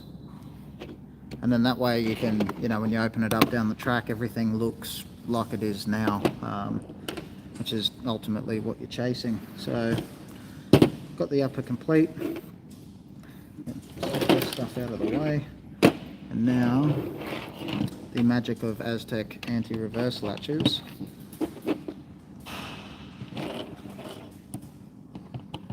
Put that in like that, and that will just sit there. Instead of jumping out and going everywhere. There is a little notch at the top for people who struggle to get anti-reverse latches in. I have installed a couple, so I don't really use it too often. But that's essentially the lower done, and we've already done the upper. All we need to do now is our selector plate sticker. So let's get the other side of the gearbox together.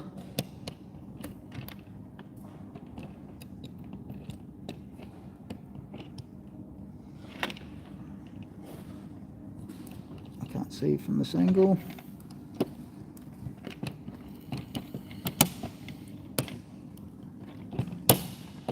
There we go. Now, same thing with these screws. Just take a little bit of blue Loctite. Oops. Okay, so just a little bit of blue Loctite. Give it a drop. Put it in. Screw them down. Once again, you don't want that coming apart. It can be frustrating when you know, especially on like a DSG. First DSG I ever did for myself a couple of years ago now was I was shooting it and, you know, going, wow, look at this is awesome. And then like my sight fell off, my upper receiver popped forward, and I realized that all the pins in the gear in the receiver had vibrated apart. So yeah, Loctiting things together is pretty crucial with high rate of fire. And I was spamming it like a bit of an idiot in full auto, just, you know, first sort of times you ever see sort of 60, 70 RPS on things, and it can be pretty addictive, to say the least. So, right, so now, got that on. Gears are spinning nicely, everything's moving nice. And we just need to do our fire select. So with the fire select, I like to take off the little metal clip. I like to use some little cutters. Sort of grab it, pull it off. Now take a little drop of super glue. I've noticed that these stickers tend to stick to some surfaces better than others.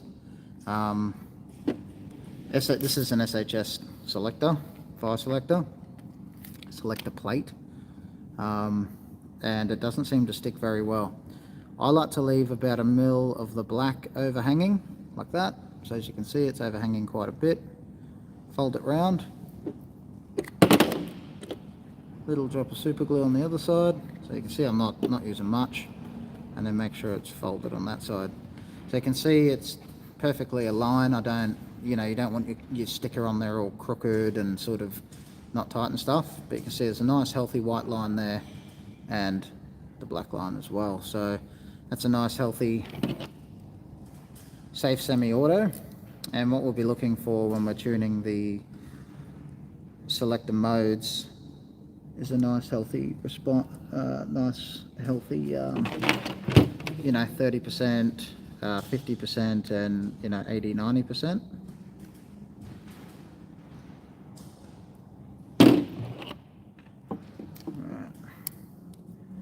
Just needed a little bit of persuasion to go in.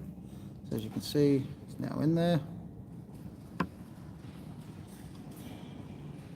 That is our lower.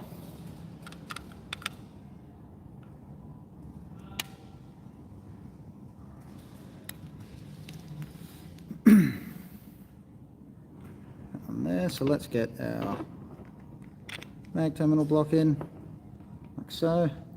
So again, take a little bit of blue, straight through.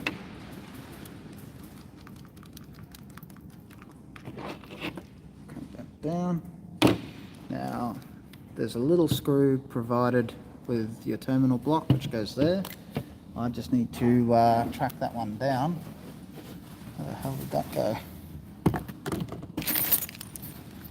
Jesus, I tell you, good help's hard to find, really. I mean, it's almost like I packed it and I forgot, but I didn't forget. It's definitely here somewhere.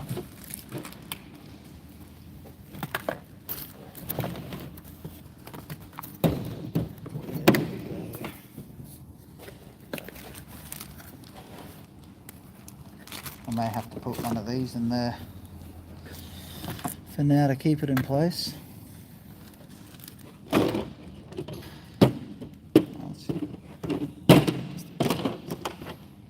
This off to the side. That's a very, very nice blue. So see, the trigger's not too sensitive, but not too sloppy either, which is sort of what we're looking for. So now, let's get gearbox. This is the fun part. So this is receiver.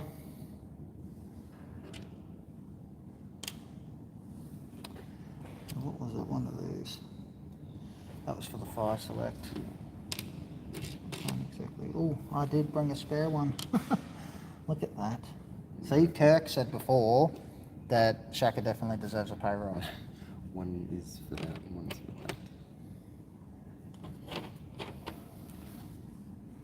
that. Oh, I just demoted myself. I don't get the pay rise after all. It's here. I've seen it earlier. Yeah, I'll just have to move forward with it.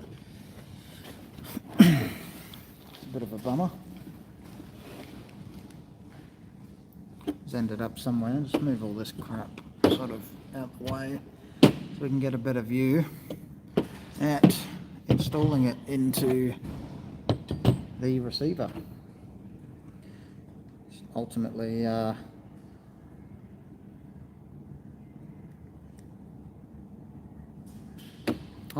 going to be a very, very contrasting build, but nonetheless, being a DSG, should be pretty epic.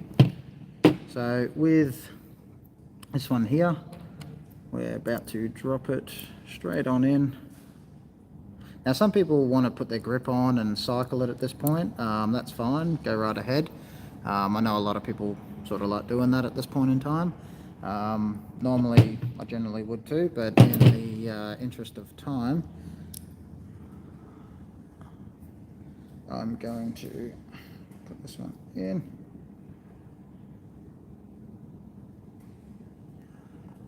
Oh, let me see. Because you sent me the wrong product and I need. Oh yeah, right. Okay, I will pass that on to the boss man because I just build things.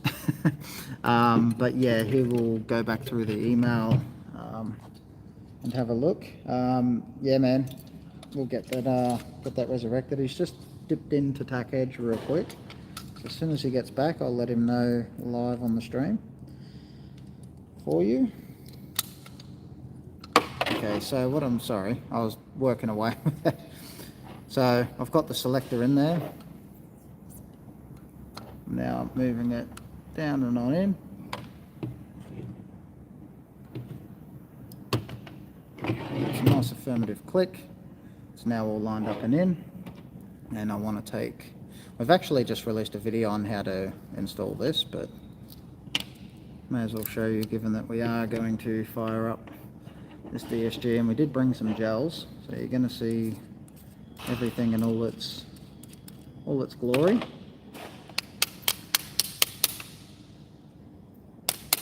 Now, I always compare blasters to like building cars. So there's the building side of it, which is what we've been doing, and then there's the tuning side of it. So essentially, like, you know, dynoing a car, where you'll basically make minor adjustments to suit, you know, what the particular customer is chasing out of his blaster, whether it be accuracy, voluming, feeding.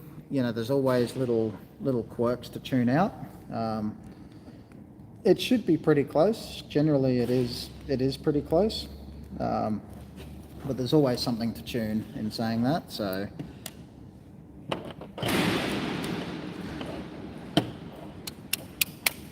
let's get that one through.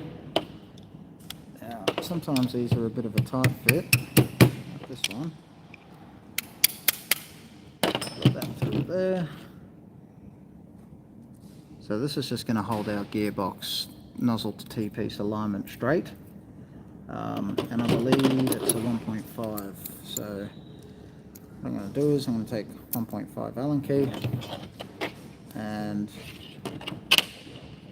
another 1.5mm Allen key on the other side and tighten it up.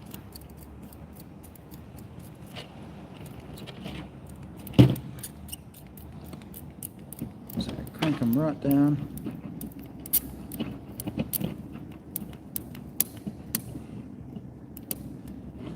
Just get that there for now, in case we need to pull it back apart. And now we want to put our grip on. So let's take our grip. Negative. So we've also done another video, if you have a look on the Azraels channel, about installation of your motor into your grip. So most grips have a very certain way of installing motor cables, so cable management. And yeah, Aztec grips are no different to that. So you do have to run them a certain way because you want your motor to keep the free play. So we're going to crank it down. What's that you got there?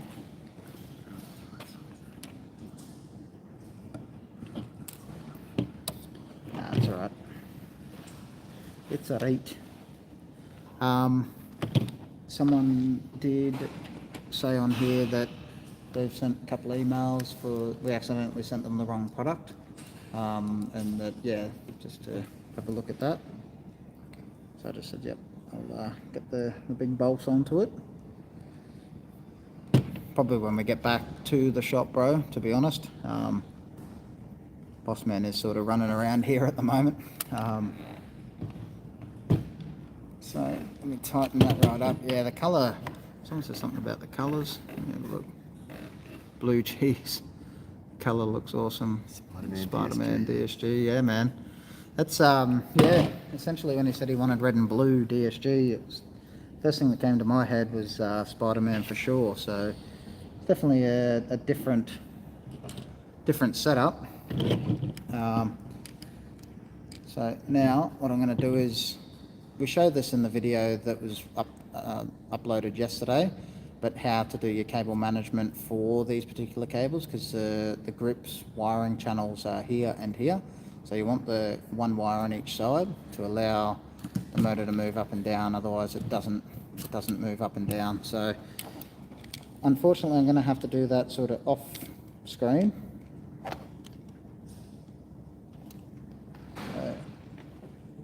Just because it is a wee bit tricky to do holding it 3 feet out in front of you.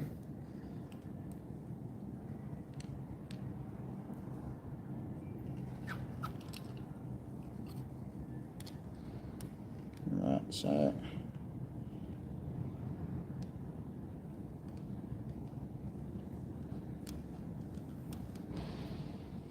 Leviathan wires are probably the hardest wires to deal with, to be honest. They're not very pliable. So I am going to take this side off.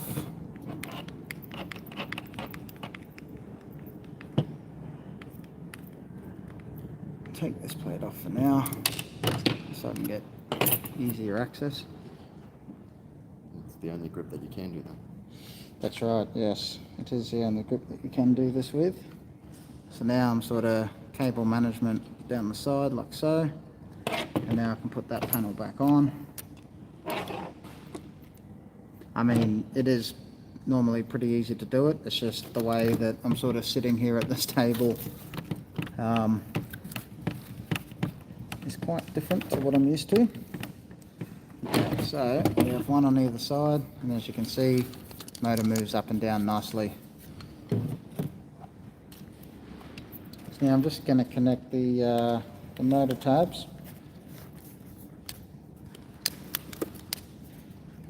Positive and negative. Negative Ghost Rider. Patterns full. Hey? Negative Ghost Rider. Patterns full. Don't say things like that, please. We are live. Like, I know because you're out of your office and think you can say things and, you know, no.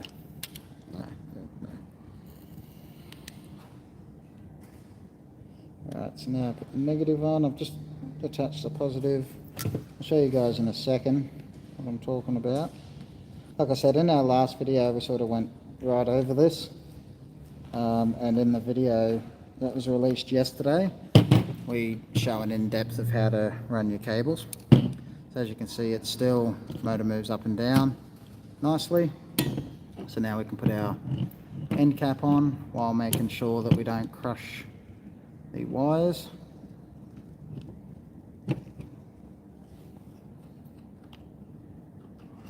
And we want that when you sort of release the end cap, that it pushes back That means that the motor is moving up and down the way that it should. This is exactly what we're chasing.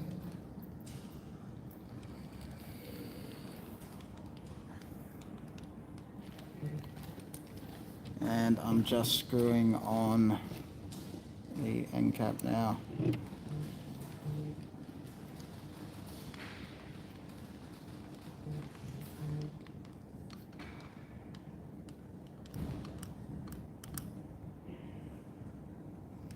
Alright, that is nice and tight.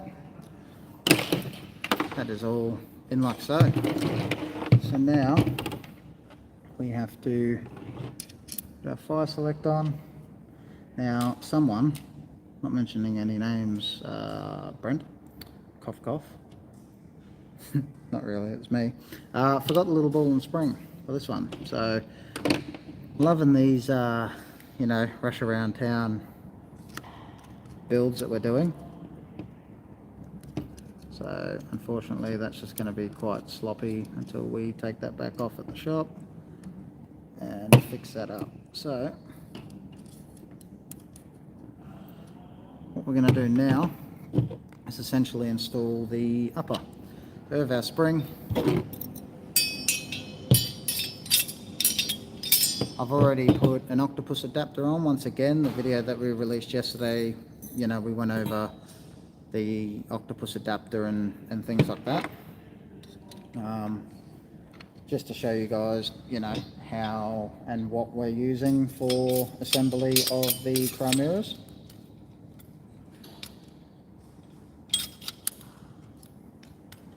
Alright, so that one's through like so.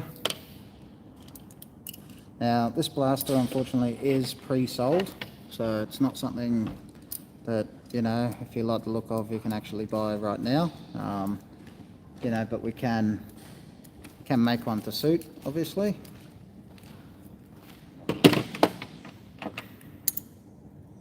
Now this one will have a blue barrel, which is at the shop. But for now, for testing purposes, we're going to move forward with this one.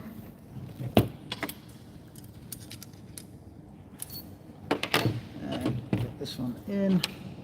Once again, we do show an in-depth of how to assemble, you know, your quick mag release and things like that. On the video we released yesterday, so I suggest, if you're interested at all, to go back and watch that one.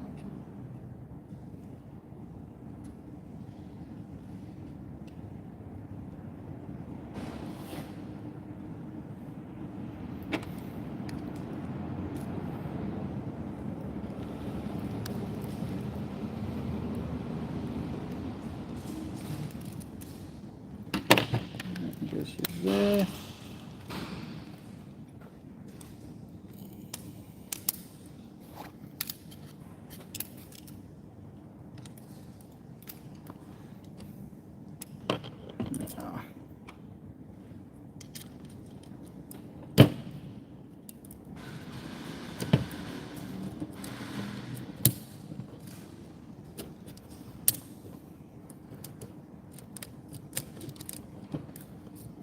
Okay, so this is actually, remove this for testing purposes, for time's sake.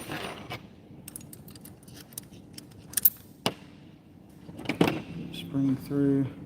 We'll just have to put that back through in the shop. There's some cables in the way. So at least we can actually get this going now. Yeah, I believe it's a 1.3.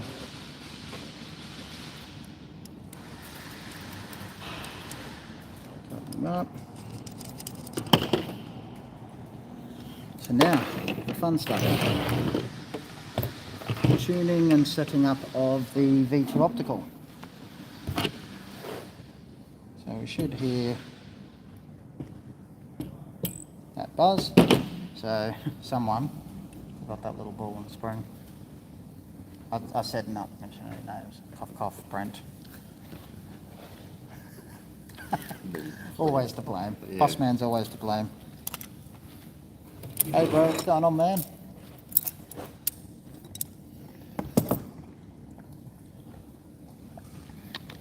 Sorry guys, just need a drink of water. So now, got our battery plugged in. We are going to tune it on the Leviathan. So go into our Leviathan app, select device, there it is there.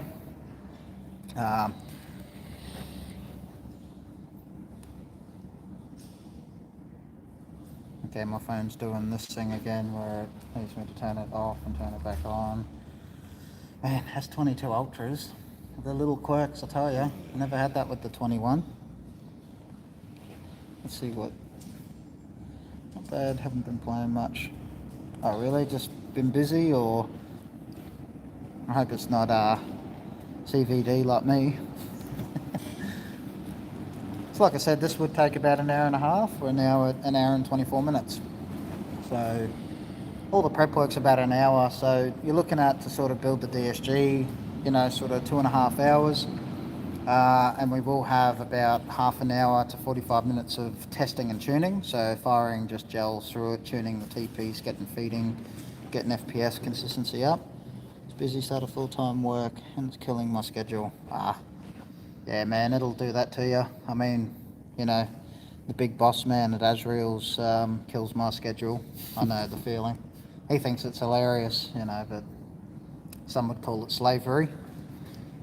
Modern day slavery. It's the slavery if you get paid. Paid in what? Peanuts?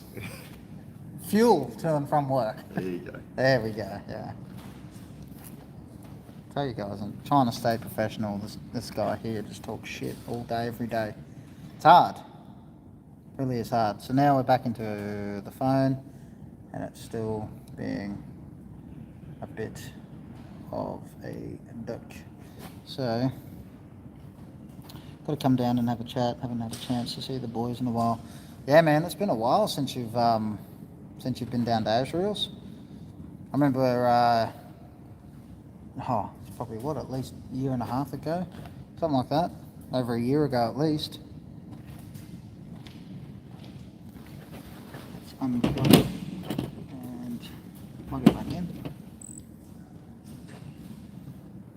Yeah, this isn't a Leviathan issue. This has been, since I updated my S22 Ultra, sometimes it struggles to actually connect to the Levi, but then someone with another phone will just go straight into it. So yeah, it can be pretty frustrating, these new fancy S22s. Like even the live stream ended just before because the boss man has an S22 Ultra as well, and it overheated doing the live stream. Is that turned on? There we go. Alright, so let's just restart it.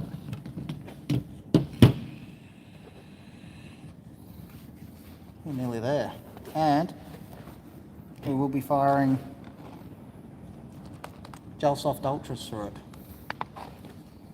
So we'll see how it goes. It may need some more tuning. I mean, it definitely will, but we'll find out exactly what it needs. I'll find that putting the phone in plane mode, closing the Levi app as well. I think go for phone mode helps. 1 second. Helps with the connection. Don't need to repower the Levi that way. So that's interesting. I'm definitely going to have to try that if it does it again now. Sometimes disconnecting the battery helps if it doesn't connect. Yeah, I have got away with it a couple of times, just disconnecting the battery, but yeah, it's rather frustrating to say the least. But I noticed I never had this problem on my 21 Ultra, ever. It just, every single time it connected. Power reset. Yeah, the good old, did you turn it on?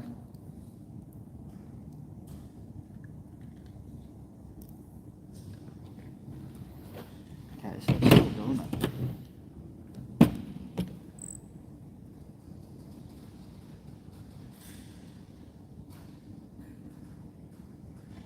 There we go. The old unplug and plug it back in. So, we do want to do the update. So I'll do the update. Leave this blaster because it is very pretty. do the update. Just make sure there's no active brake on it. Make all the necessary sort of tuning, like calibration of the selector plate, which is obviously going to move around, just being that some tech forgot to actually bring the little ball and spring. Not going to name names. Sugar. They didn't hear that. So. I heard it. But yeah, so because we're running a warhead, no active brake. So warhead, say you can run up to 12% active brake. I personally don't. Rate of fire control, always leave it at 100%. They have mag prime function. That's interesting because I haven't actually used an older Levi with the update in forever, so I wouldn't actually know, to be honest. We'll play a pre-cocking once we fire. External output to motor. Safe semi, so going to go semi for now. Optical, not cycle, sorry, optical selector calibration. Okay, so we've got semi, which is on 20%. So you can see there it's 20%. Continue. 37. 84. So now we change our fire modes. Be nice if I had a ball and spring. Cycle time 148 milliseconds, which is rather interesting, because I haven't actually fired it yet. Forward auto limit, leave it on. Sound detection, yes. Okay, everything is sort of ready to go. So first shots, we are in semi.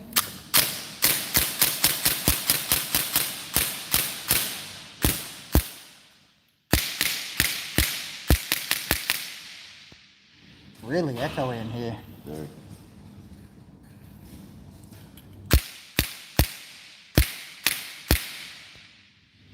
Let's see what.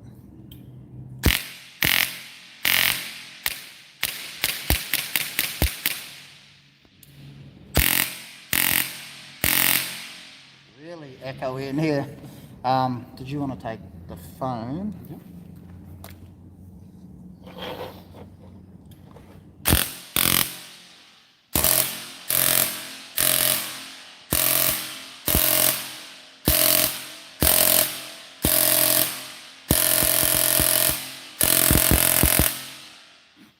It rings in here for about 3 seconds after it stopped.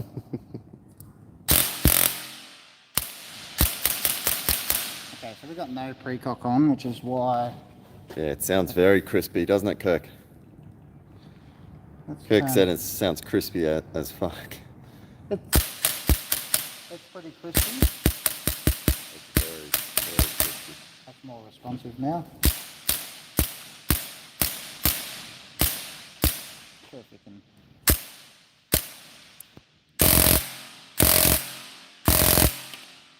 Woo. So remember when I said earlier about receiver pins coming apart on DSGs? So I haven't Loctited any of this together. This is purely just to sort of show you guys what we're doing. Now, we want to shoot some jelly balls. And you brought a Mac. And I may have forgot that too. We're going to have to start setting up for these things the day before. The whole doing it the day is getting a bit nutty. I'll just...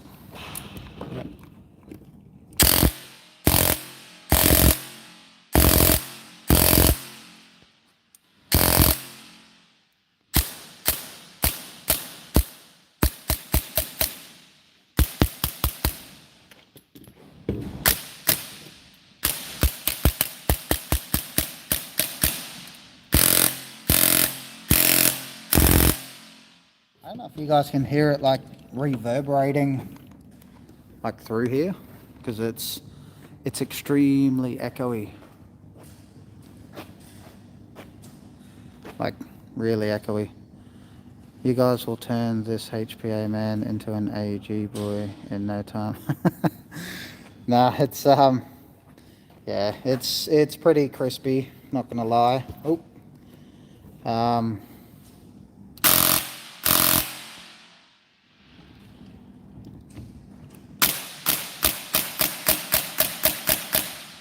To be honest, dude, it kind of does sound like a HPA. Oh, you just come running in at like a semi. Alright, so I turn the motor output on. Oh, careful with the water. I thought it was great. Yeah, just keep jelly balls moist. Holy bejesus. Rookie. There we go. Oof. Alrighty. Give it some Falordo.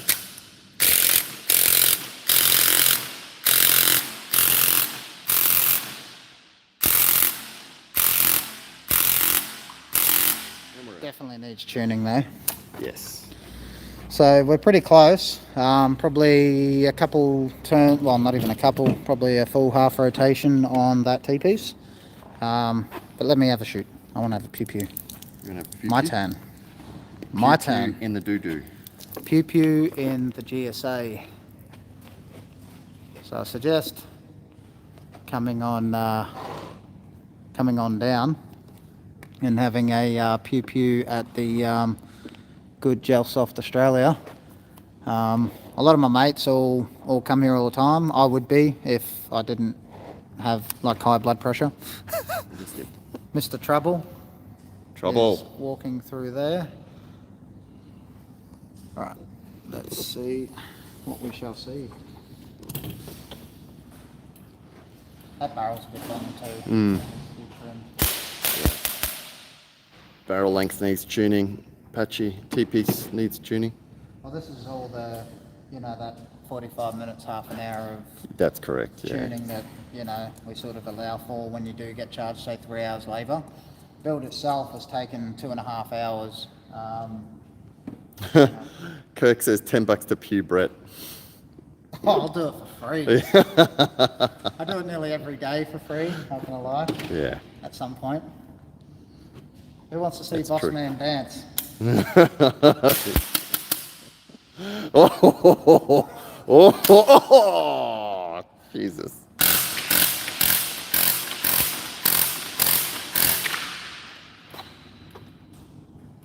No. Ah, motherfucker. That one is just for you, Kirk. You're going to get yours, Kirk. Yeah, we got cranked and double feed. So let's pull that T-piece out. What we're going to do is bring that T-piece quite a bit closer towards the rubber nozzle. And what we should see then is the double feeds disappear and range pick up. So what we're doing is we're just making the T-piece seal with the rubber a lot better. What length is this barrel? That's probably 25. 25, so it's about 5 centimetres too long. Correct. So right now we are under volumed. So because this barrel is 25 centimetres long, we need to lop off about 5 centimetres for the proper voluming efficiency. So this thing, no matter sort of where we adjust this T-piece, we need to adjust it to get rid of the double feeds, and we will gain back a little bit of FPS. But I'd have to guess, being under volumed at this sort of barrel length with that spring, we might chrono in at the moment at about 240 to 250, which is not acceptable before it goes back to the customer. So we are going to most likely have to shorten that red handguard to a short Aztec red handguard. That way. There we go. So super glue, once you sort of break that bond, as you can see, I didn't damage the T-piece. It's not damaged at all. And once you break that bond on the super glue, it's still real stiff to turn. So it won't vibrate while you're shooting. Whereas Loctite tends to harden quite a lot. I'm just going to lock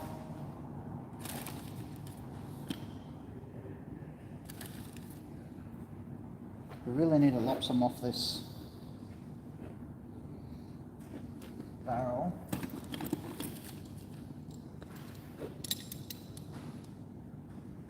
just going to go with an about number until we can get back to the shop. Ideally, you want your DSG barrels to be around 15 to 17 centimeters. So this one here should be sitting around 17 after I lop this off. That's your sort of ideal voluming for a DSG on an Apache. You can run them a bit longer, but like I said, you're just sort of sacrificing FPS and grouping. It's just not ideal to run long barrels in airsoft because they have a 6mm barrel. Well, not 6mm, it's like 6.1 or something like 6.01. And polished ammunition, smaller ammunition, so it flies through the air better than ours does, things like that. They do get higher numbers and they can get longer barrels, so your voluming does allow for you to have a longer barrel, which is why having a tight bore barrel in gel blasters is more ideal for certain setups. A lot of my mates and a lot of the people that I do speak to that run HPAs tend to prefer like a wide bore barrel. I'm not really a HPA tech, so I can't go into any sort of why that is. I haven't experimented with that. I don't mind putting together the odd HPA, but by no means am I say, an expert at it. AG is definitely my thing. It's what always has been my thing. So I know that tight bore barrels do work better on AEGs than HPA, but that's just what I've been told. Although I did have a few of my HPAs dialed in really nicely, so yes, would be fun to get more into that sort of stuff. But man, cutting through stainless steel, I just don't want to do what if you're watching, remember gorilla hands you have, crunk, and just completely munted the cutting bit on stainless steel. That's what happens when you have hands like a gorilla. Andre the Giant. Yes. Remember when you and him, he's like, my hands aren't that big. You put them up to yours and they were like sausages compared to yours. It's like twice the size of normal people's hands. It's over on the end of the bench. He's like, my hands aren't that big. Oh, okay. Like his calves. Oh, because he measured them at 90mm or something. Yeah.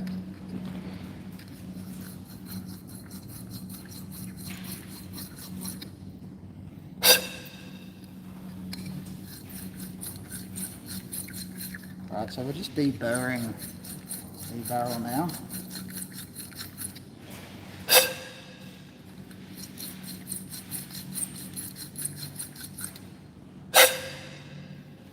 Also too, that was in the M150 box, but I'm not sure if it is. It's got no sticker on it. So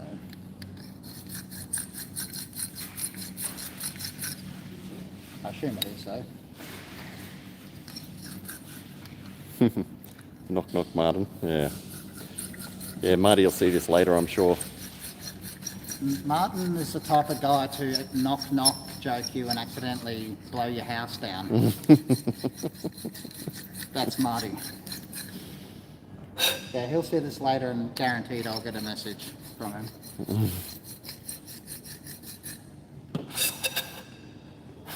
He'll be like, leave my calves alone. And his hands. No. The silverback.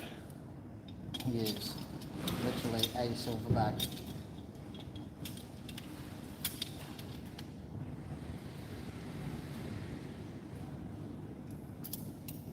Alright. So now we've put our voluming back in.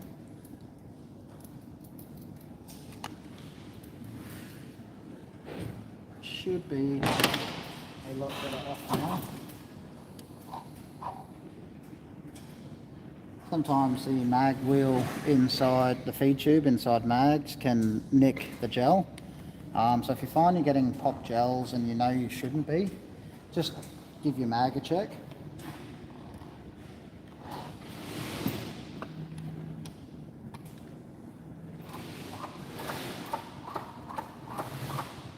Excess moisture.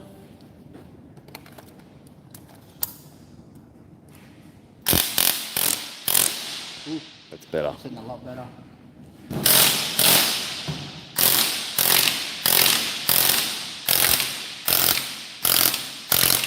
That's just a straight line. Hold on, let's fill it up again. Already out. Goes through a mag pretty quick with Now the who wants DSG. me to shoot, boss man? Trouble said yes. No.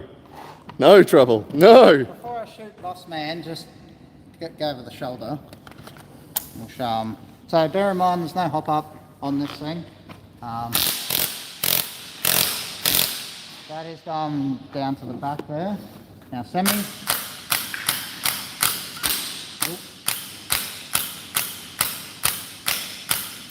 So you can see how they're sort of lobbing to the back and we are getting the odd pop gel. That odd pop gel is more than likely because that barrel, let's take this off. I'm a bit of an idiot. I was going to say it'll be smashing. There we go. So,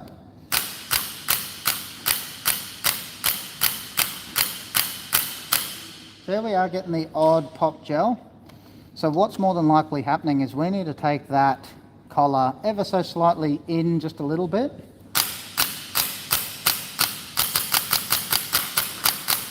So yeah, I need some hardcore tuning, but it's a lot better than before. So right now we're probably doing, did we bring a chrono? No. Did you want to ask the lovely people at Tack Edge if we could pinch their chrono for a second? It's attached to the thing, so that's alright. Oh, is it? But that's doing a lot better, and with more tuning, we'll be sitting at this one will be sitting at 300, 305. We won't let it go till it's about 305, Yeah. and until we're consistently chronoing at 305, that we're not getting any double feeds, smash gels. So generally when you're getting like a smash gel, what'll be happening is that nozzle's a little bit too far back. So as the gels are sort of pushing up and the mag's feeding through, you'll get that odd gel. You would have noticed like one would shoot unbroken, the next one would shoot broken, and so on and so forth.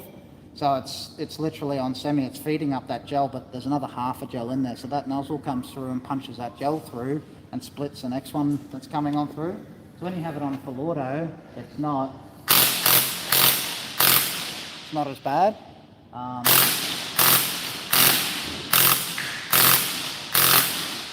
You know, it's not as noticeable sort of thing, but that's, you know, we're not rocking any hop up or,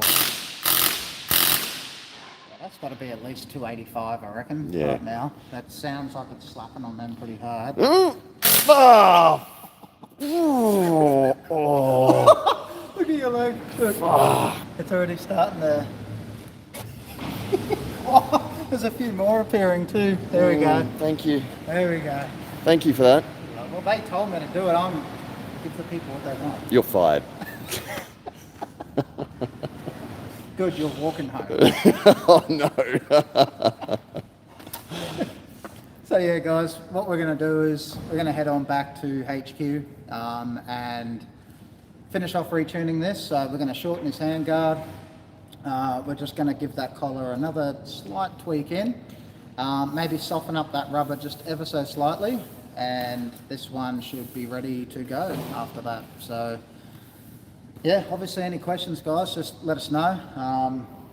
Like I said, we're more than happy to answer them. And in regards to the gentleman who asked about the email, once we get back, I'll get Bossman onto that for you. That's not a drama at all. And everyone else, have a happy...